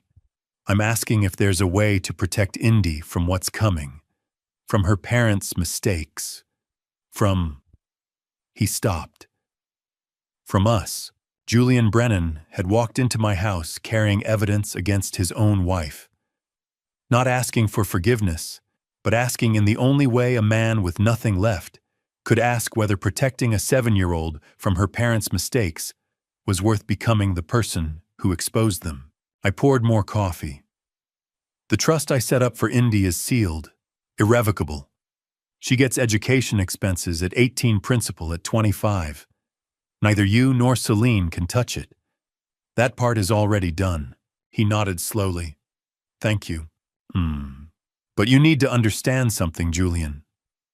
What you just gave me, this changes the dynamic. Celine was planning to cut you out financially while using my money to cover your expenses. That's not just betrayal. That's calculation. I know. And you're still here, in the marriage, in the apartment. "For now," he said, "until I can't be anymore." Saturday afternoon, my phone rang. Julian again. "They're here," he said. No greeting, just exhausted statement. "Who's there?" "All of them. Lyle, Verna, Paxton. They ran out of motel money. Showed up this morning with everything they own. 6 people in 2 bedrooms now. Paxton on the couch. Lyle and Verna took Indy's room. She's sleeping with us." I sat down at my desk. "How long can you tolerate it?" "I'm not trying to tolerate it," Julian said. "I'm documenting it. You taught me that." Verna had taken over the kitchen like she paid rent. Lyle was drinking Julian's beer and complaining they didn't have cable. Paxton was treating the living room like his bedroom. And Indy was displaced from her own space, confused and upset, sleeping in her parents' room because her grandparents had nowhere else to go. Sunday evening, Julian texted me, "Celine just got collection call. $23,000. She didn't know about it. Then she's tracing it now. This is going to explode." Then Verna admitted it. Forged signature. Claimed it was for family. Screaming match in living room. I sat at my desk reading the texts as they came through. Watching in real time as the structure I had known was unstable finally began its collapse. Monday morning, Hayes called. "Neighbor complaints at Celine's building," he said. "Disturbances, loud arguments. Building manager is documenting everything. Thought you'd want to know." "How many complaints?" "3 in the past 48 hours. All from units adjacent to Celine's apartment." I thanked him. Hung up. Looked at the folder on my desk. The one with surveillance footage. The one with the forged loan documentation. The one with Julian's financial screenshots. Evidence of a family that had never been properly engineered to begin with. Julian's next text came through Monday evening. "Verna keeps saying Celine was going to inherit everything anyway. Lyle is defending her. Celine is threatening to call police. Indy won't come out of the bedroom." I had seen this pattern before, not in buildings, but in families. The moment when the story people tell about themselves stops matching the facts they live inside. The Brennans had been telling themselves a story about wealth and entitlement for years. Now the facts were catching up, and there was no revision left that could save the narrative. I replied to Julian, "Document everything. Dates, times, what was said. Keep Indy safe." He sent back, "That's all I'm trying to do." Monday night, I sat in my study with the lights off, looking out at the street. The neighbor's porch light was on. The magnolia tree was bare now, all its petals gone. 6 people in a 2-bedroom apartment. 1 forged signature. $23,000 in debt nobody knew existed. And a 7-year-old child sleeping in her parents' room because her grandparents had taken hers. The structure was failing exactly as I had known it would. Not because I had sabotaged it, but because it had been built on borrowed money, borrowed time, and the assumption that quiet old men never fight back. Julian's texts kept coming through the night. Each one another crack in the foundation Celine thought was solid. Tuesday, I would meet with George to finalize the new will. The one with age-based transfer clauses. The one with maturity requirements. The one with 5-year boundary violation terms that would transfer control to Raymond if Celine couldn't maintain basic respect for property rights and financial honesty. But tonight I just sat in the dark and watched the reports come through. Watched a family that had tried to take my house discover they couldn't even maintain peace in their own apartment. Watched my daughter realize the people she had trusted were the ones who had been using her all along. Watched Julian Brennan become exactly what I had needed him to become, a witness with nothing left to lose and a daughter worth protecting. The violets on my windowsill were still blooming. Helena had planted them 17 years ago. They had survived every season since. Some structures were built to last, others were built to look good, until the first real pressure test. Across town in a cramped apartment, with too many people and not enough truth, the Brennan family was discovering which kind of structure they had always been. Tuesday morning, I met George at his office to design the legal architecture that would reshape my family's structure, whether Celine understood it yet or not. The conference room table was covered with estate planning documents, trust frameworks, transfer mechanisms, behavioral contingency clauses. "We're building something that's never been tested," George said, spreading the papers out. "Age-based transfers contingent on demonstrated financial responsibility. Boundary violation triggers that shift control to Raymond. Maturity assessment panels. This is family governance as structural engineering." I looked at the documents. Thought about the folder in my desk with surveillance footage forged, signatures, stolen paintings. Thought about Indy sleeping in her parents' room because her grandparents had taken hers. "How enforceable is it?" I asked. "Completely. As long as we document the violations properly. That's what the cameras did. That's what Julian's evidence does. That's what the forged loan does. Every boundary crossed becomes a documented incident that activates the next level of consequence." He picked up a page. "Here's the part that protects you. If you experience a health crisis while boundary violations are ongoing, Raymond assumes control immediately. Emergency activation clause. You don't have to be conscious to protect your assets from being exploited." I hadn't considered that. Hadn't thought about what would happen if I couldn't protect myself. How immediate, in 24 hours. Raymond gets notified, presents this document to your medical team, and financial institutions assumes fiduciary authority over all assets, except the irrevocable trusts. Celine can't touch anything until you're recovered and can reassess. I nodded slowly. At it.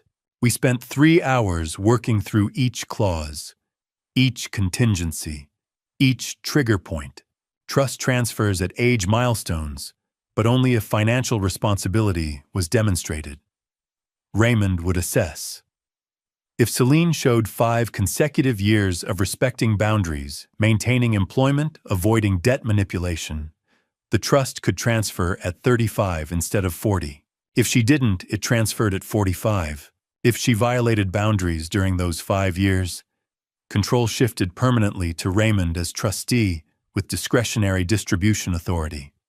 "Incentive for change," George said. "But consequence for continued pattern."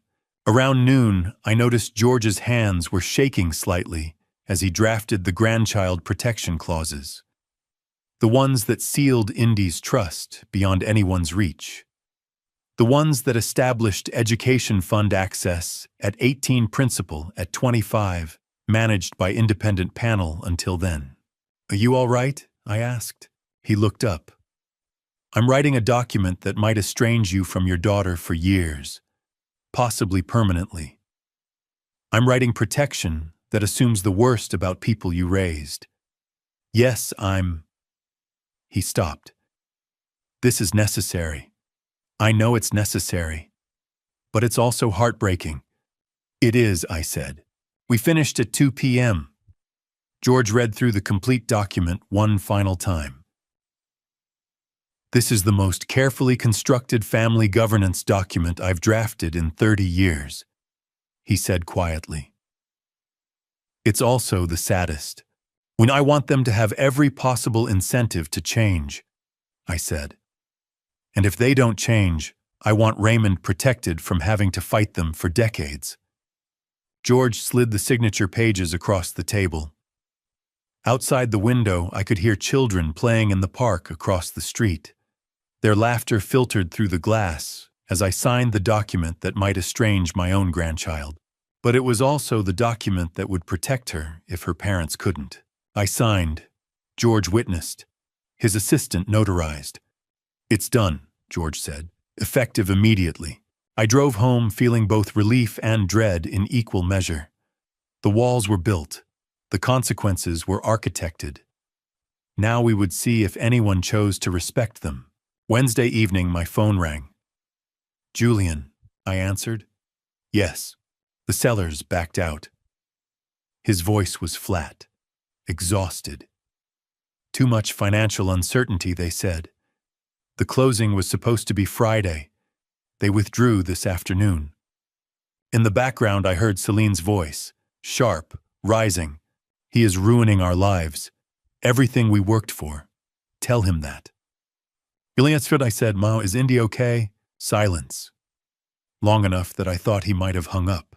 Then, she's confused, scared.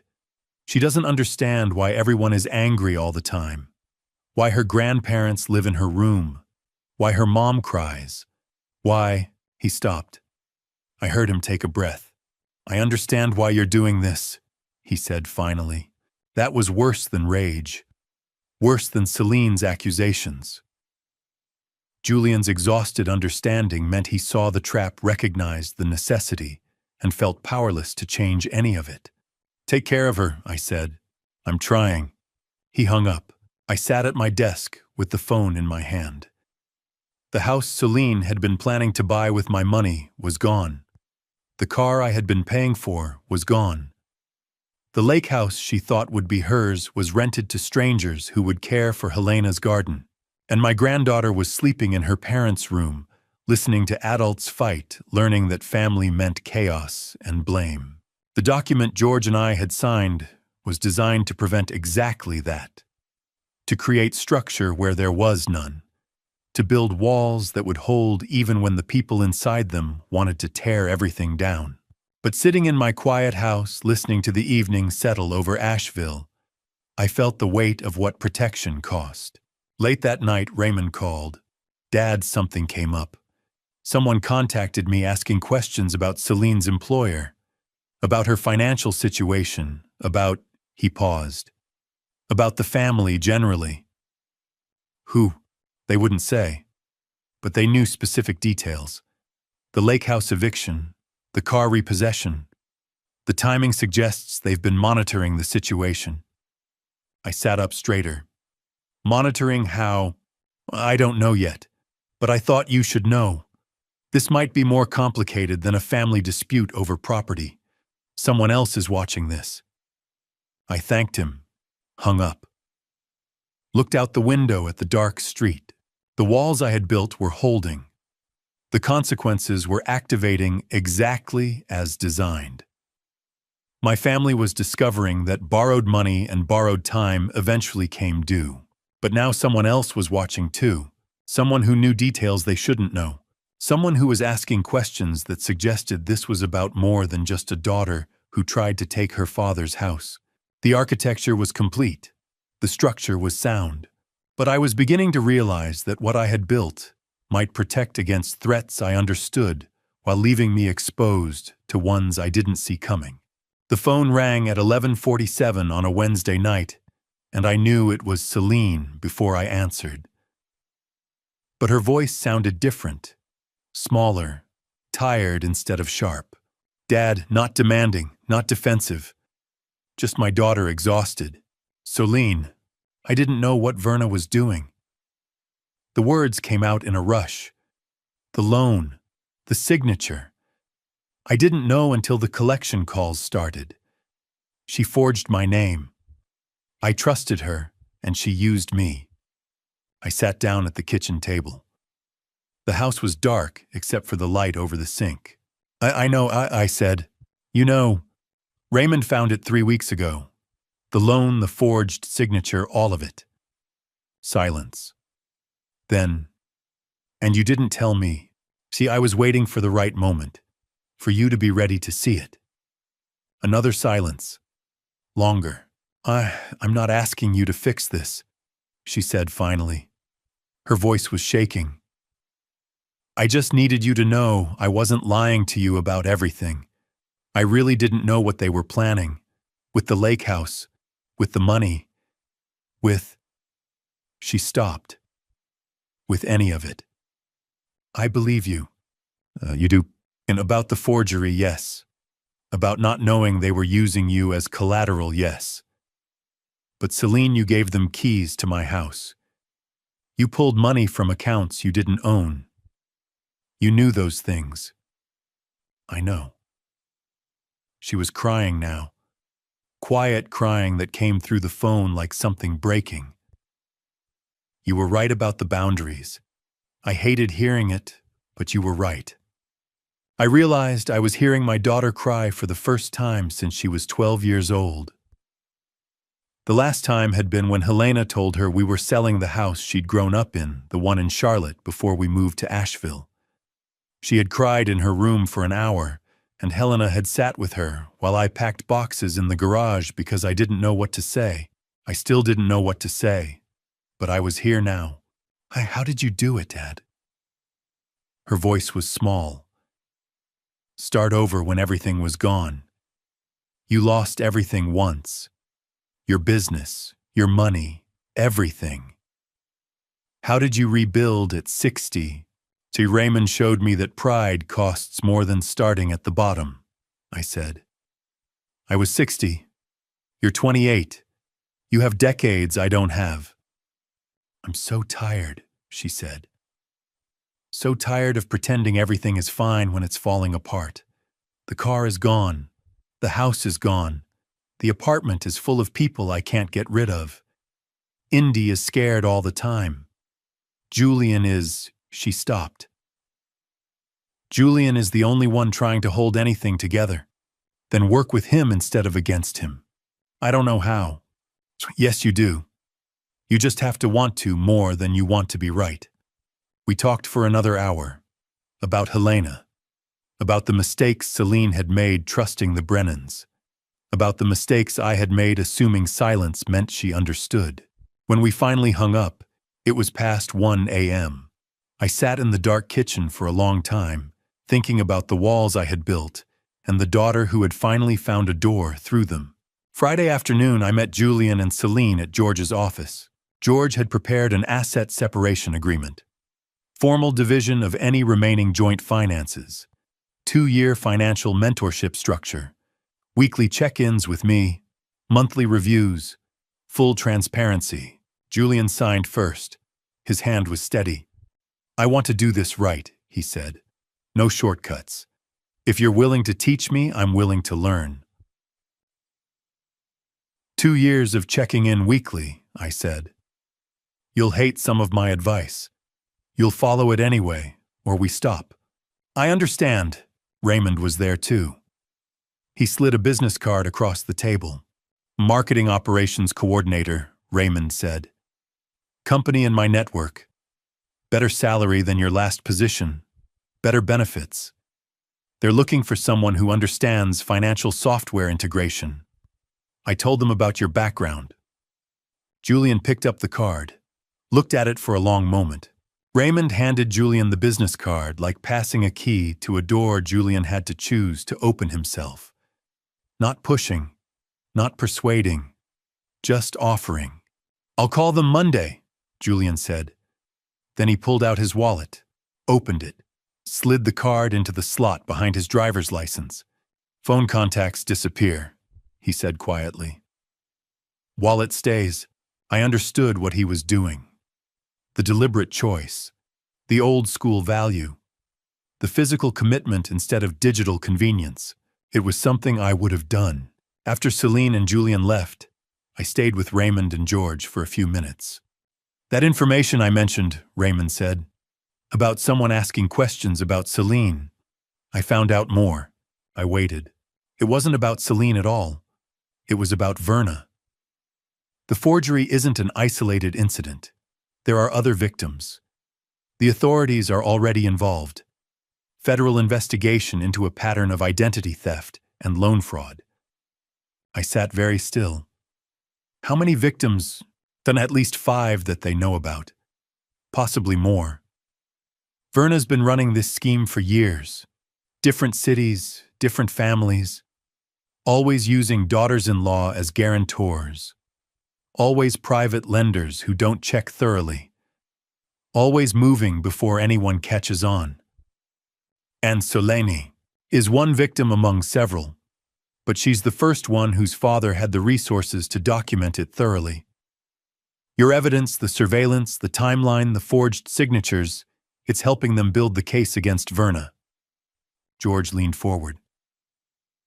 The FBI wants to interview you next week about the timeline, about when Verna had access to your family's financial documents, about the pattern of manipulation. I looked out George's window at the street below. People walking, cars passing. Normal Friday afternoon. Normal life continuing while I learned that my family had been infiltrated by someone running a federal criminal enterprise. Will they protect Celine? I asked. From being charged as an accessory, she's a victim, Raymond said. The evidence makes that clear, but she'll have to testify. I nodded slowly. Set up the interview. We left George's office together. Raymond walked me to my car. Julian's going to be all right, Raymond said. He's finally choosing to be. And Celine, one that depends on whether she keeps choosing honesty or goes back to choosing comfort. I drove home thinking about walls designed to protect and doors designed to open. About daughters who finally told the truth and sons-in-law who put business cards in wallets instead of phones. About federal investigators who were building cases while I had been building boundaries. About the fact that sometimes the threats you see coming are easier to handle than the ones that were already inside your house all along. Raymond had called Sunday afternoon to tell me the mysterious inquiries about our family's finances had a source federal investigators already building a case against Verna. The threat I had not seen coming had been watching her, not me. That knowledge settled something I had not realized was still unresolved. The call came from Paxton on Thursday morning, not to me, to his parents. I heard about it from Hayes, who heard it from Julian, who was still trapped in that cramped 2-bedroom apartment with his toxic in-laws. The temporary drywall partitions were thin enough that Julian could hear Paxton's voice vibrating through Verna's phone speaker from the next room, high and frantic, begging them to cover the pawnshop redemption fee before the 30-day deadline expired. Verna refused. Lyle refused. For the first time in Paxton's 24 years, they told him no. Julian said the fight lasted 40 minutes. Paxton drove over in person, stood in their driveway, and screamed that they had always bailed him out before, that this was different, that he would lose everything. Verna told him he should have thought about that before he pawned a painting that didn't belong to him. Lyle said nothing at all. Ophelia left him that night. She did not call me. She did not call Celine. She packed one suitcase, walked out of the apartment they had been renting for 8 months, and moved into a women's crisis shelter 2 counties away. Hayes found out through a mutual friend who worked at the shelter's intake desk. Ophelia had listed domestic concerns as her reason for leaving. Paxton was alone. I did not call him. I did not reach out. I had drawn boundaries for a reason, and sympathy would not rebuild what he had broken. On Friday afternoon, Paxton borrowed $900 in cash from 3 different friends.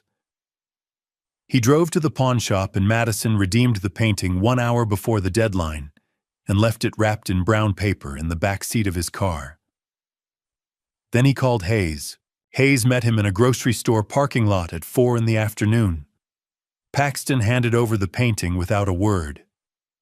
Hayes said Paxton's hands were shaking so badly he almost dropped it on the asphalt. Hayes drove straight to the lake house. He let himself in with the key I had given him in August, walked into the living room, and hung the painting back on the wall where it had always belonged. He stood there for 5 minutes, making sure it was level. Then he took a photograph with his phone and sent it to me with one word: home. I stared at that image for a long time. The painting looked smaller than I remembered, but the wall looked right again. I texted back, "Thank you." Saturday evening, I gathered everyone at my primary residence. Not the lake house, not a restaurant, my home. Hayes arrived first, as always. Julian came with Celine. Raymond arrived last, carrying a leather portfolio case I had seen 100 times in his office. We sat in the dining room. I poured coffee. No one spoke. Raymond opened the portfolio and spread documents across the table like blueprints. "Max 6 months," he said. June through November. Every boundary, every test, every consequence. Documented. He laid out the timeline in chronological order.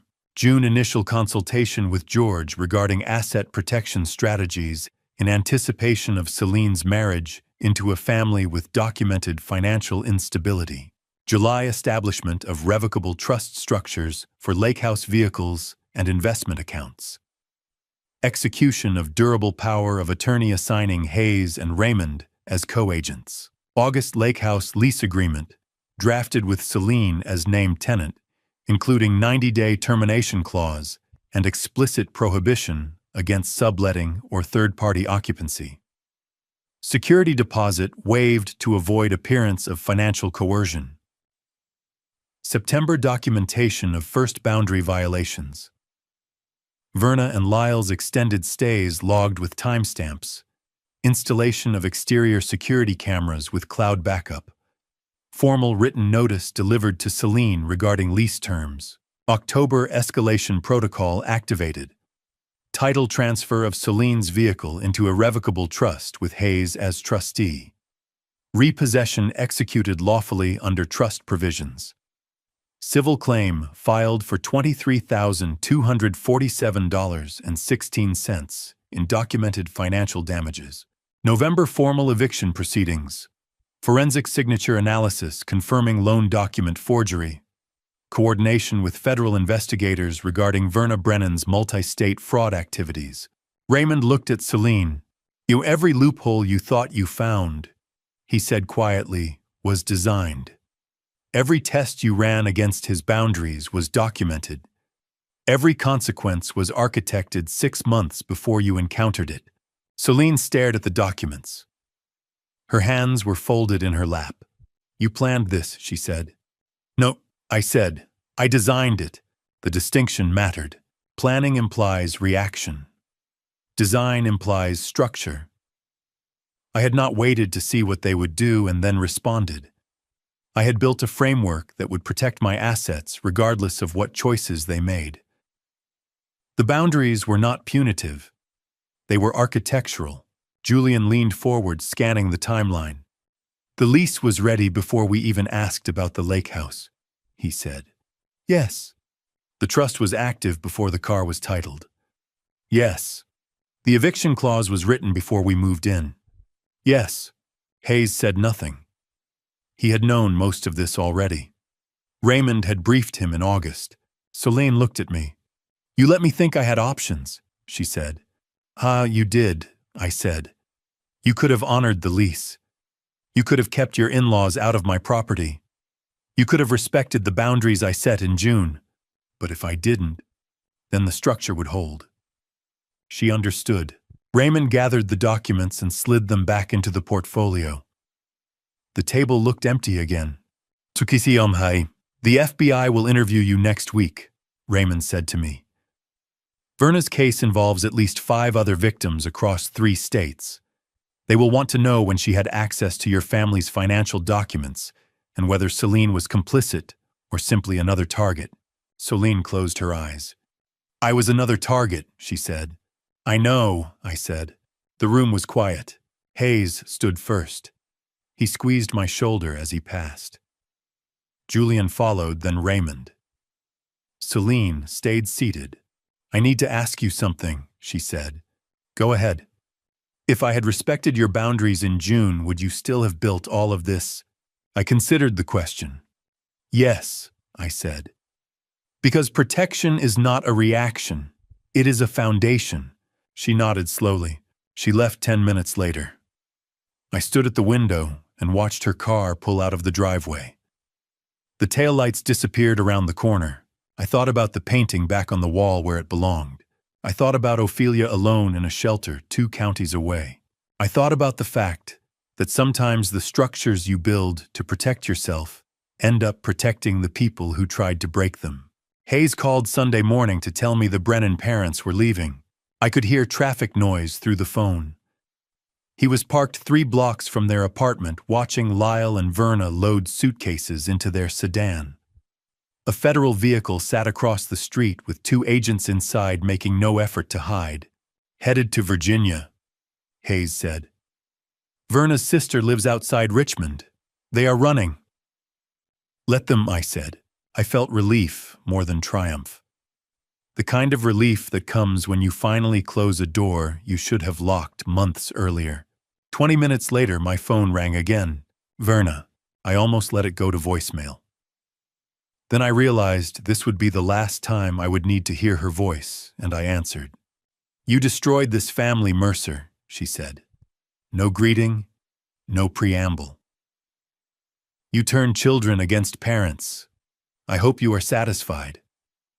Her voice was tight with fury, but underneath I heard something else. Fear. I protected the parts of this family worth protecting, I said. The parts you tried to exploit. We gave Celine everything. You gave her debt and forgery charges. Silence. Do not contact me again, Verna, I said. We are done. I hung up. Then I blocked her number. No anger, no hesitation, just finality. I set the phone down on the kitchen counter and stood there for a moment, waiting to feel something. Vindication, maybe. Satisfaction. But all I felt was quiet. The structures had held. The boundaries had worked. The people who needed protecting were safe. That was enough. Monday morning, Celine arrived alone. She was carrying a clay pot with African violets' purple blooms still tight against dark green leaves. I recognized the variety immediately.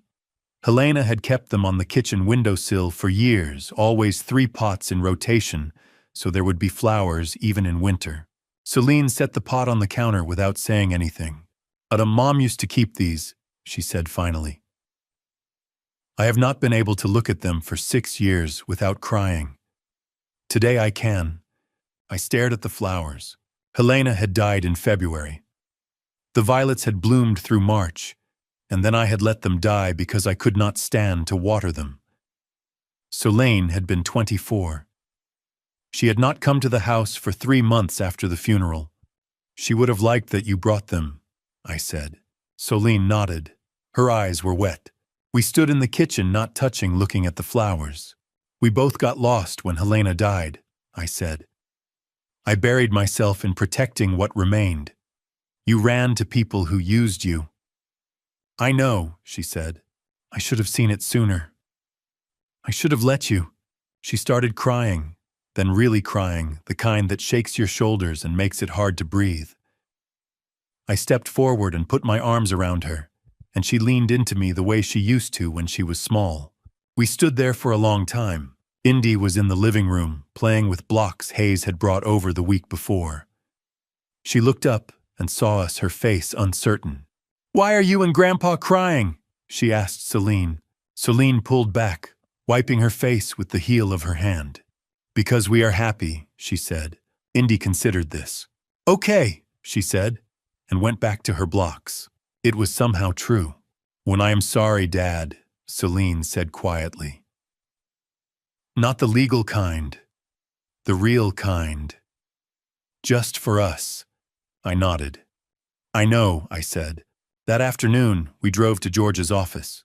Julian was already there, sitting in the waiting room with his hands folded in his lap. He stood when we arrived, shook my hand, kissed Celine on the cheek. We walked into the conference room together. George had 2 documents ready. The first was a formal apology statement for the legal record acknowledging the lease violations, the property damage, the unauthorized occupancy by third parties. Celine read it carefully, then signed. The second was a financial support agreement. Monthly check-ins with Raymond. George said, walking through the terms. Quarterly reviews with your father. Full transparency on major purchases. The structure is designed to rebuild trust over time, not to punish. Celine looked at me. I can live with oversight, she said. I cannot live with the distance anymore. Then we have an agreement, I said. Julian signed a parallel document committing to the 2-year mentorship program Raymond had designed. His hand was steady. No hesitation. George collected the papers and slid them into a folder. But the document is for the record, I said to Celine. The apology this morning was for us. She smiled just a little. I watched her sign the last page, watched the way her pen moved in smooth loops across the signature line. Helena had written the same way, with the same slight leftward slant. I saw my wife in our daughter's handwriting, saw the woman Helena had wanted Celine to become, finally choosing the path that would get her there. It had taken 6 years and 6 months and a federal fraud investigation, but she was choosing it. We walked out together into the late afternoon sun. Julian said something about picking Indy up from Celine's friend's house, and Celine laughed, and for a moment it felt almost normal. George caught my arm as I reached my car. The FBI interview is scheduled for Wednesday, he said. 2 agents my office, 10 in the morning. They are very interested in the timeline of when Verna had access to your family's financial documents. Just the forgery, I asked. Said no. George said. The case has expanded. Identity fraud, wire fraud, potentially more. They think she has been doing this for years. I looked back at Celine standing beside Julian's car in the parking lot, her face tilted toward the sun. Good, I said. George nodded. Wednesday, he said. Bring everything. The FBI interview lasted 90 minutes. I answered every question George allowed, provided bank statements and timeline documentation, and walked out knowing Verna's fraud operation was larger than any of us had realized. 17 victims across 4 states. The forgery on Celine's loan was the smallest charge on a list that kept growing. 3 weeks later, Olivia called about the lake house. I found your tenants, she said. Olivia Hewitt had been handling estate properties around Lake Lure for 20 years. She knew which houses had history and which ones just had square footage. I had hired her because she treated the lake house like it mattered. Tell me, I said. Teacher and photographer from Atlanta. Mid-30s, no children, looking for a year-round retreat.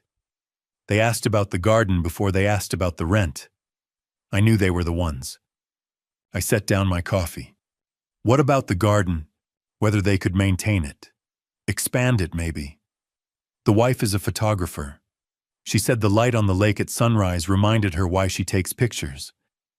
I closed my eyes. Helena had said almost the same thing the first morning we woke up in that house. Spring 2004. She had stood at the bedroom window with her coffee and told me she finally understood why people painted landscapes. They researched the property, Olivia continued. Found old listing photos from when you bought it. They want to honor the original plantings. Helena planted those irises, I said. If they want to care for them, that is all I need to know. I will send the lease this afternoon, Olivia said. I drove to the lake house the next morning. The air was cold enough to see my breath. December in the mountains, the kind of sharp clarity that makes everything look etched. I unlocked the front door and stepped inside. The house smelled like emptiness, not decay, just absence. I walked through the living room, where the painting hung back in its place. Through the kitchen, where Helena used to leave her reading glasses on the counter. Through the hallway where we had hung family photographs that I had taken down in September and stored in my garage. I stood in the bedroom and looked out the window. The lake was steel gray under overcast sky. The iris beds along the south slope were dormant, just brown stalks and mulch. In 4 months, they would bloom purple and white the way they did every May. I could almost see Helena standing here, could almost hear her saying the irises would be beautiful this spring. I sat down at the small desk by the window and pulled out a sheet of paper from the drawer. I wrote carefully the way I used to draft notes to contractors. Precise. Clear. Helena planted the irises in 2004, our first spring here. Purple was her favorite color. She said a house on water needs flowers that come back every year. Something that survives winter. Take care of them. They are tougher than they look. I signed it, folded it in half, and left it on the kitchen counter with the house key. Then I locked the door and drove away. Raymond called that evening and asked if I wanted to have dinner. Not a business meeting, not a legal review, just dinner. We met at a restaurant in Asheville, the kind of place with exposed brick and wine lists longer than the menu. Raymond arrived first. He stood when I walked in, shook my hand, waited until I sat before he did. We ordered. We talked about the weather, about Hayes closing on a historic renovation project in Charleston, about Celine's first monthly check-in with Raymond going better than expected. Then Raymond set down his glass and looked at me. "I need to tell you something," he said. "Go ahead." I stayed quiet this summer because you needed to win this yourself, not have your son rescue you." I said nothing. "You rebuilt at 60 what took you 40 years to build the first time," Raymond continued. "That is the story. Not me helping. Not Hayes running interference. You proving you could do it again." "I did not do it alone," I said. "No, but you did it on your terms. That mattered." I looked at my son across the table. 43 years old. Chief legal counsel at a firm he had built without my name on the door, without my contacts in his Rolodex, without my shadow over his career. He had protected me quietly from the background, because he knew I needed to be the architect of my own defense. Because he understood that pride was not always weakness. "Chuck, you built something good," I said. "Separate from me. Separate from all of this." "I learned from the best," Raymond said. The server brought the check. Raymond reached for it before I could. I started to protest, then stopped. He reached for it, the way someone reaches for something they have been waiting years for permission to hold. And I realized he had stopped asking for permission a long time ago. "Some things you let your children do." "Dad," Raymond said quietly. "Like pick up the check." I leaned back in my chair. "All right," I said. He smiled. Just a little. The kind of smile that said more than gratitude. We walked out to the parking lot together. The air was cold, sharp, with the smell of wood smoke from someone's fireplace. "Joe Hayes asked me to co-invest in his Charleston project," Raymond said. "First time we have collaborated on anything since before Mom died." I stopped walking. What did you say?" I said yes. I looked at him. "The family is rebuilding," Raymond said, "in ways you never designed, and that is good." He was right. I had built structures to protect what mattered. But the people inside those structures were building something new, something I had not planned, something that belonged to them. I drove home alone, thinking about irises that survive winter, and children who stop asking permission, and families that rebuild themselves in ways you never see coming. Hayes and Raymond signed the partnership papers the following week. I did not ask for details. Some things belonged to them. 6 weeks later, the family came for dinner. It was smaller than the old days, quieter. Just Celine, Julian, and Indy. No extended relatives, no in-laws, no performance of togetherness. Just 5 people around a table that seated 8. Julian talked about his new job. Operations coordinator at a logistics firm, better title and salary than his previous position. Raymond had vouched for his numbers background, and Julian had cleared 3 rounds of interviews on his own merit. More responsibility than marketing, Julian said, cutting his chicken carefully. But I like working with systems, things that have structure, I nodded. Structure was something I understood. Celine set down her fork. I enrolled in a finance course, she said. I looked at her. Raymond's requirement, I asked. No, she said. Mine. I got tired of not understanding my own accounts. The class meets Tuesday nights at the community college. Basic budgeting, investment principles, debt management. She said it without defensiveness, without the edge that used to sharpen every conversation about money. That is good, I said. Indy looked up from her mashed potatoes. Grandpa, my teacher says I am good at art. Can I show you something after dinner? Yes, I said. The conversation moved on. Ordinary topics. The weather turning cold. Holiday plans. Whether Indy's school would cancel for snow. The kind of talk that fills space without weight. I realized halfway through the meal that this was what healing sounded like. Not dramatic reconciliation speeches or tearful apologies, just people practicing ordinary kindness instead of walking on eggshells, choosing presence instead of distance. After dinner, Indy ran to the living room and came back carrying a sheet of watercolor paper, edges curled from drying. I painted this for you, she said. She held it up. The lake house rendered in bright primary colors. Blue water, green trees, an enormous orange sun taking up a quarter of the sky. The house itself had windows like eyes and a red door like a smile. The way children draw houses before they learn houses do not have feelings. Except maybe they do. I painted it so you can always have it with you, Indy said. Even though it is not yours anymore. I took the painting carefully. The orange is beautiful, Indy, I said. Just like real sunsets on the lake. She has been working on that for 2 weeks, Celine said quietly. Would not let me see it until it was perfect. I looked at my granddaughter, 7 years old, gap-toothed, holding a paintbrush the way her grandmother used to hold a garden trowel, creating something beautiful out of what was lost. Thank you, I said. I walked to the kitchen and hung the painting on the refrigerator with a magnet right next to the African violets Celine had brought in November. The violets were still blooming, small purple flowers against dark leaves. Indy beamed. They left an hour later. Celine hugged me at the door. Julian shook my hand. Indy waved from the car until they turned the corner. I stood in the empty house and felt the quiet settle. Early January, an envelope arrived. No return address. Handwriting. I recognized the handwriting immediately, even though I had not seen it in 2 months. Verna. I opened it standing at the kitchen counter.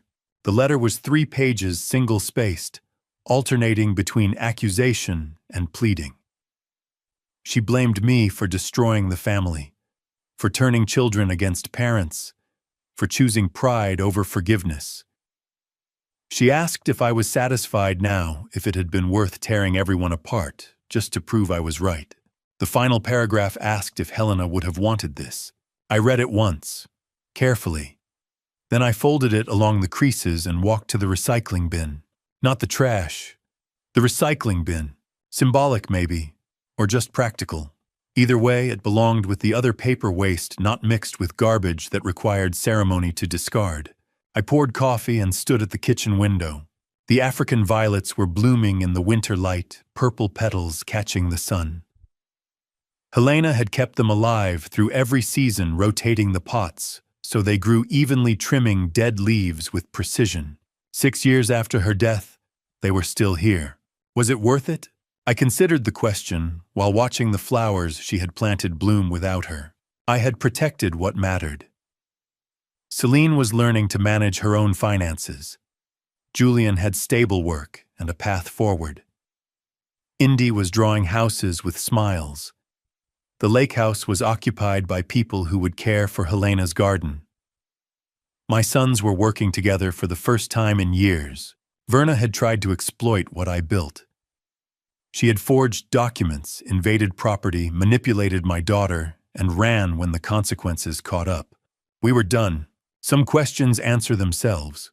I rinsed my coffee cup and set it in the sink. I looked at the calendar on the wall. January 6th, exactly 1 year since the day I had called George to start building the boundaries. 1 year since I began designing the structures that would protect my family from the people who wanted to use them. I had been quietly keeping track without realizing it. Counting days, measuring distance. But I had also been counting on something else. Days until I could stop being the architect and just be the grandfather. Days until the structures could hold themselves and I could step back. Days until protection became a presence. I looked at Indy's painting on the refrigerator. The lake house with windows like eyes and a door like a smile and an orange sun too big for the sky.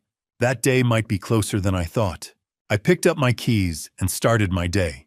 The transition happened quietly the way most real changes do. One day I was counting days until I could stop being an architect. The next day, I simply stopped counting. Mid-January, I drove to the lake house. The new tenants were traveling for 2 weeks, visiting family in Atlanta. They had left me a key and permission to check on the property. I sat on the porch in Helena's chair, coffee in one hand, and a new sketchbook in the other, watching fog drift across the water.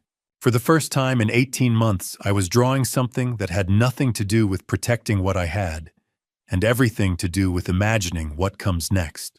The coffee was hot. The air smelled like pine and cold water.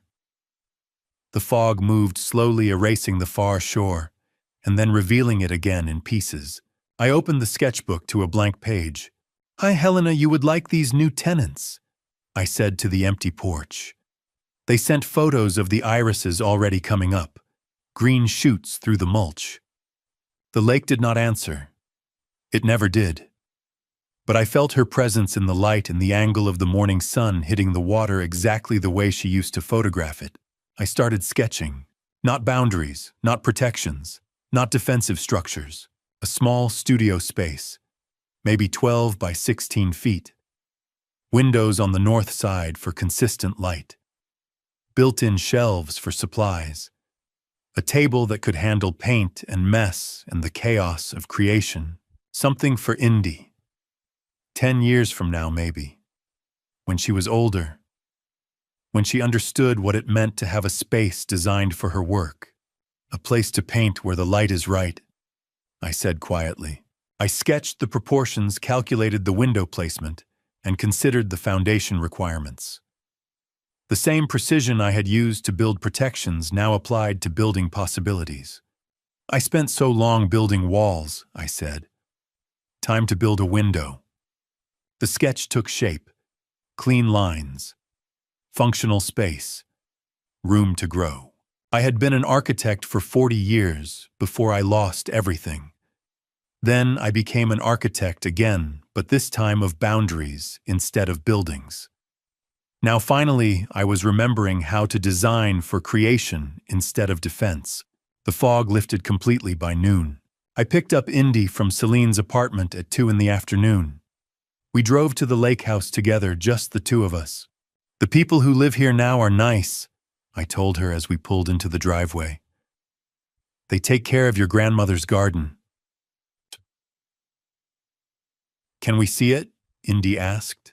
"The flowers will not bloom until spring, but yes." I unlocked the door, and we stepped inside. The house smelled different. Someone else's coffee. Someone else's life. But the bones were the same. The light fell through the windows at the same angles Helena had loved. I led Indy to the study. "Your grandmother loved this window," I said. I built the whole study around the angle of morning light she wanted. She would sit here and read, and the sun would come through just right. Indy stood at the window, her small frame backlit by winter sun. For a moment I saw Helena, 20 years younger, standing in the same spot, telling me the light was perfect. Time was not linear, it was circular. Some things did come back. "Grandpa, can I paint here someday?" Indy asked. "Like a real artist." I looked down at her. "Shakutiontai, when you are ready, Indy," I said. "We will build you a space with the right light, just like Grandma had. Will it be here?" "Maybe, or maybe somewhere new, but it will be yours." She smiled and pressed her nose against the glass, looking out at the lake. I stood beside her and thought about legacy. Not money, not property, not the things you protect with lawyers and trusts and carefully worded boundaries. The legacy was this: teaching a child that she deserved space designed for her gifts. That creation mattered. That light and structure and intention could combine into something worth building. Helena had known that. I was finally learning it. We stayed for an hour, then drove home. Evening came early in January. By 6 o'clock, the sky was dark. I sat in my study. The same desk where the crisis had begun 18 months ago. The same lamp. The same chair. The same window overlooking the garden where African violets bloomed on the sill. Helena had left them there 6 years ago. I had kept them alive without knowing why. Now I understand. Some things survive winter not because conditions are perfect, but because roots go deep enough to outlast the cold. The violets bloomed in January darkness the same way the family survived the crisis. Not through luck, through foundation. I opened the sketchbook to a fresh page and wrote one line.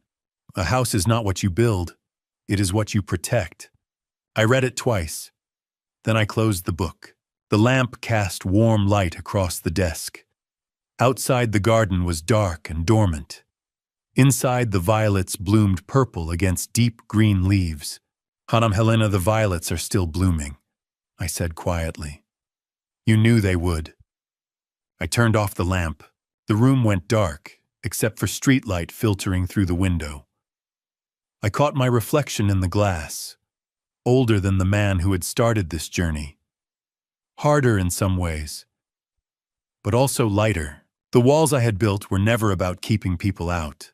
They were about teaching people how to stay in, teaching Celine that boundaries were not rejection, teaching Julian that structure was not punishment, teaching my sons that protection could be quiet instead of loud, teaching Indy that space designed with care was an act of love.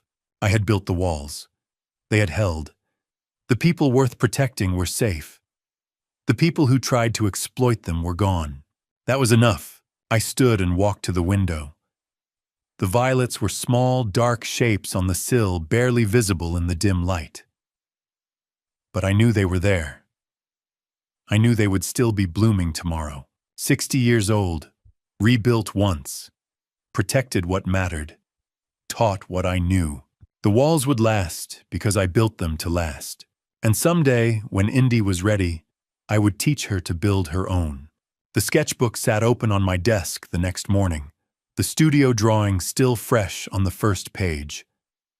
I slept well for the first time in months. No phone notifications pulling me awake, no legal deadlines circling at the back of my mind. Just sleep and then morning and then coffee steaming in the winter quiet. I called Raymond at 9, not about documents. Not about the FBI timeline or Celine's quarterly review or the trust fund administration schedule. I called because Hayes had mentioned the Charleston project was breaking ground in March, and I wanted to know if my sons needed anything from me. Raymond answered on the second ring. "Dad, everything is all right." "Everything is fine," I said. "I am calling to ask about the project. As a father, not as a consultant." A pause. Brief. Then something shifted in his voice, a kind of loosening I had not heard in years.